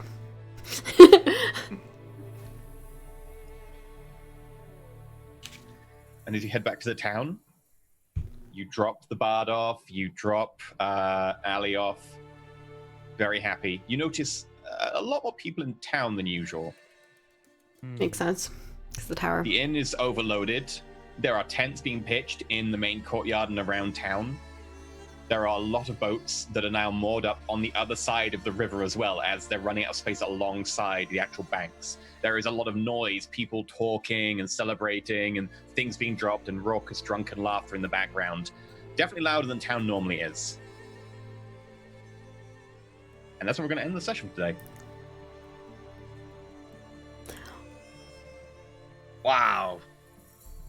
I'm We're gonna miss sad. Bone. And I don't remember my parents. That's great. That's terrible. But do you remember that you don't remember? Like, are you aware there's like a parent-shaped hole? Or is it just Yeah, like- that's the worst part. You are aware of a blank hole. And if someone says anything about your parents to you, all you hear is just blank. Oh, you can never like relearn. Nope. That's What? amazing. That's horrible. Oof. Well, since I thought I'm the only one alive to begin with, I think in the grand scheme of things, he was not okay with it, but like, you know what? Now somebody is alive that I may be able to find. He might think that is somewhat of a okay balance there, but certainly not happy about it.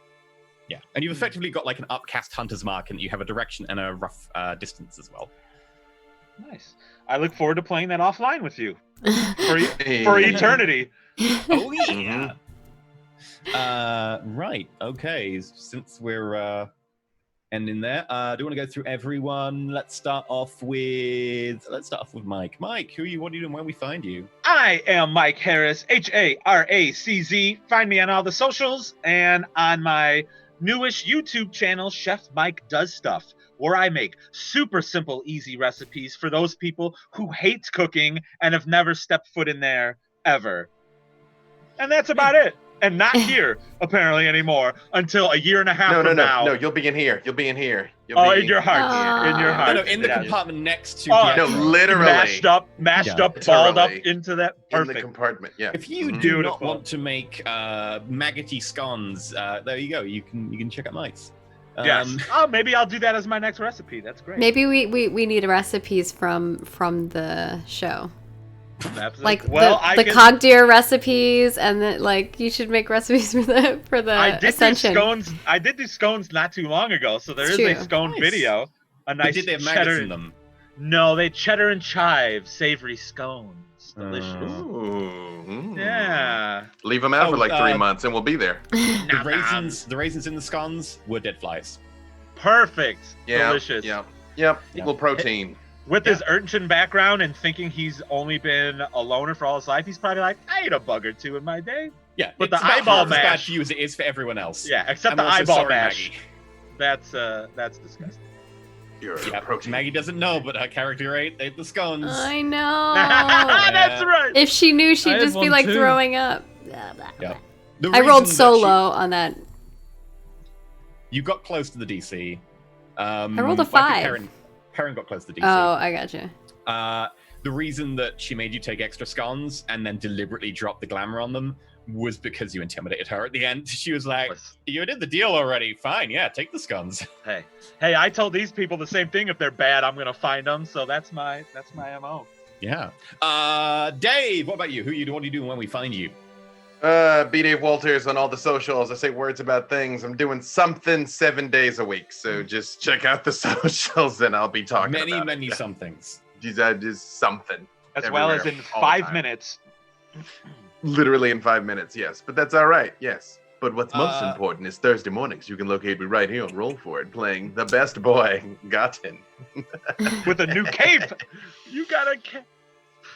But it was not worth the price. It was not worth the price. Well, fun fact about the price yeah. is you also will level up to 2nd level. So Hey! We get some now? Yeah. Hey! I expect you all to have leveled up to 2nd level by the beginning of next show. Yeah. We're gonna have to talk to you about how to do that in Roll20, but hey. Oh yeah, it's such crazy. Bentham, what about you? I have a YouTube channel. It's called My Report Gaming for dumb reasons, and sometimes I play games on there, and sometimes I don't. At some point, there'll be some past VODs of Terraria multiplayer on Saturdays, and maybe I'll continue to. Maybe next Saturday I'll actually wake up in time to be on the next Terraria Saturday multiplayer stream. And also, I'm on a show on E's channel where we play Black Crusade, and our heretics and chat screws us over constantly. Though we're mixing it up in the coming weeks, but there'll be some VODs of that up soon too. That's what I've been up to. Don't look at me like that. Maggie, what about you? Hi, you can find me at Margaret Crone. Oh, it's not there right now. But at Margaret Crone in all the places. Because I'm Margaret Crone. That might be why. Funny. On Twitter and Facebook, I always keep everyone up to date on what I'm up to. I'm on all kinds of things, doing all kinds of things. But Sunday, I am GMing right here on twitch.tv/Roll4it, where we are going to be on episode 11 of Dawn of the Others, which is the penultimate episode. So you definitely want to check in. Stuff's getting wild. We found out some things about some people. So definitely check that out. And my day job is making video games for a living, so if you'd like to check out what I'm doing in regards to that, you can look at that at ashesofcreation.com. That's all I got. What about you, EE? Where can people find you? Hello, I am Enter Elysium. You can find me at youtube.com/ That's his real voice. Enter Elysium, and also at twitch.tv/Enter Elysium. And also on Saturday, I play Crowley. Alright, yeah, Alexander Crowley is on VTM on Saturdays, 6 p.m. BST, 10 a.m. PDT, and he is the best boy vampire, and totally not foolhardy. Everything's fine. Werewolves. Anyway, gonna check if we had any tips today. I want to go back to the other voice. Anyway. Also, don't forget, next time we will be having a new guest. We will have Lauren joining us, aka Obo Crazy. Yay! I am going to watch. I am very Lord. excited. Look at how awesome that character looks. I do like is the super dope. character art.